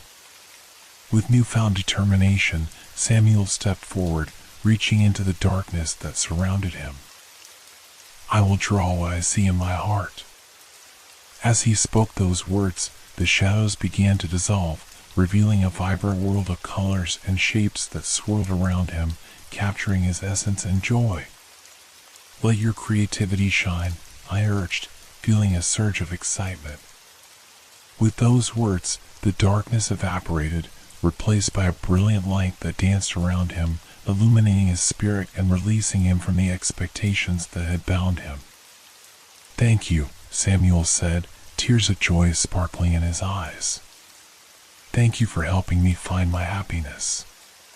"Goodbye, Samuel," I called, my heart soaring as his figure transformed into radiant light, filling the hall with a sense of hope and promise. "Another soul released," Lysandra said, her voice filled with joy. As I stood there, my heart full, I turned to Mark, a sense of accomplishment washing over me. "We did it," I said, a smile breaking across my face. "Every story matters," Mark replied, his eyes shining with pride. With the final portrait behind us, the weight of the apartment began to lift, the oppressive darkness fading into the background. The light of the souls we had freed illuminated the path ahead, guiding us toward the door that had once felt so distant. As we stepped toward the door, the atmosphere shifted, filled with a sense of lightness and possibility. The once oppressive air felt alive with the energy of the souls we had freed, their spirits dancing around us like a gentle breeze. "This is it," I said, my heart racing with excitement and anticipation. "We're finally breaking free." "Yes," Lysandra agreed, her voice filled with warmth. "But remember, this journey is just the beginning." "What do you mean?" I asked, curious about what lay ahead. The stories we uncovered were not just about the souls trapped here, she explained. They reflect the struggles we all face, the fears, regrets, and burdens that bind us. The real freedom comes from acknowledging and embracing our own truths. Mark nodded, his expression serious. This journey has shown us that we're all connected through our experiences. We must carry these lessons with us as we move forward. With newfound determination, I reached for the door, feeling its cool surface beneath my fingertips. Let's open it together, I suggested, glancing at Mark and Lysandra. As we pushed the door open, a wave of warmth enveloped us, filling the space with a radiant light. The shadows of the apartment faded away, replaced by a vibrant landscape filled with color and life. We did it, I said, tears of joy streaming down my face. We freed them all. Yes, Lysandra said, her voice filled with pride. And now we're free too. As we stepped into the light, I felt a sense of peace wash over me, knowing that our journey had not only liberated the souls trapped within the apartment, but had also illuminated our own paths. Together, we embraced the warmth of the light, ready to face whatever lay ahead, knowing that we would always carry the stories of those we had freed in our hearts. Days turned into weeks, and the weight of the apartment's past slowly faded into memory. Mark and I moved on with our lives, but the experiences we had shared lingered within us, shaping our perspectives in profound ways. Lysandra became a close friend, often joining us as we explored new adventures, sharing stories of hope and healing. Together, we created a space for others to share their truths, a sanctuary where voices could be heard and burdens lifted. The apartment, once a place of suffering, transformed into a symbol of resilience and renewal. It became a refuge for those seeking solace, a place where stories were embraced and understood. As I looked back on our journey, I realized that the darkness we had faced had only served to illuminate the light within us all. We learned that our struggles connect us and that by sharing our truths, we can find freedom and healing. And so, as we ventured into the future, I carried with me the lessons of those we had freed, knowing that their stories would forever echo in my heart, guiding me toward a life filled with authenticity, compassion, and hope.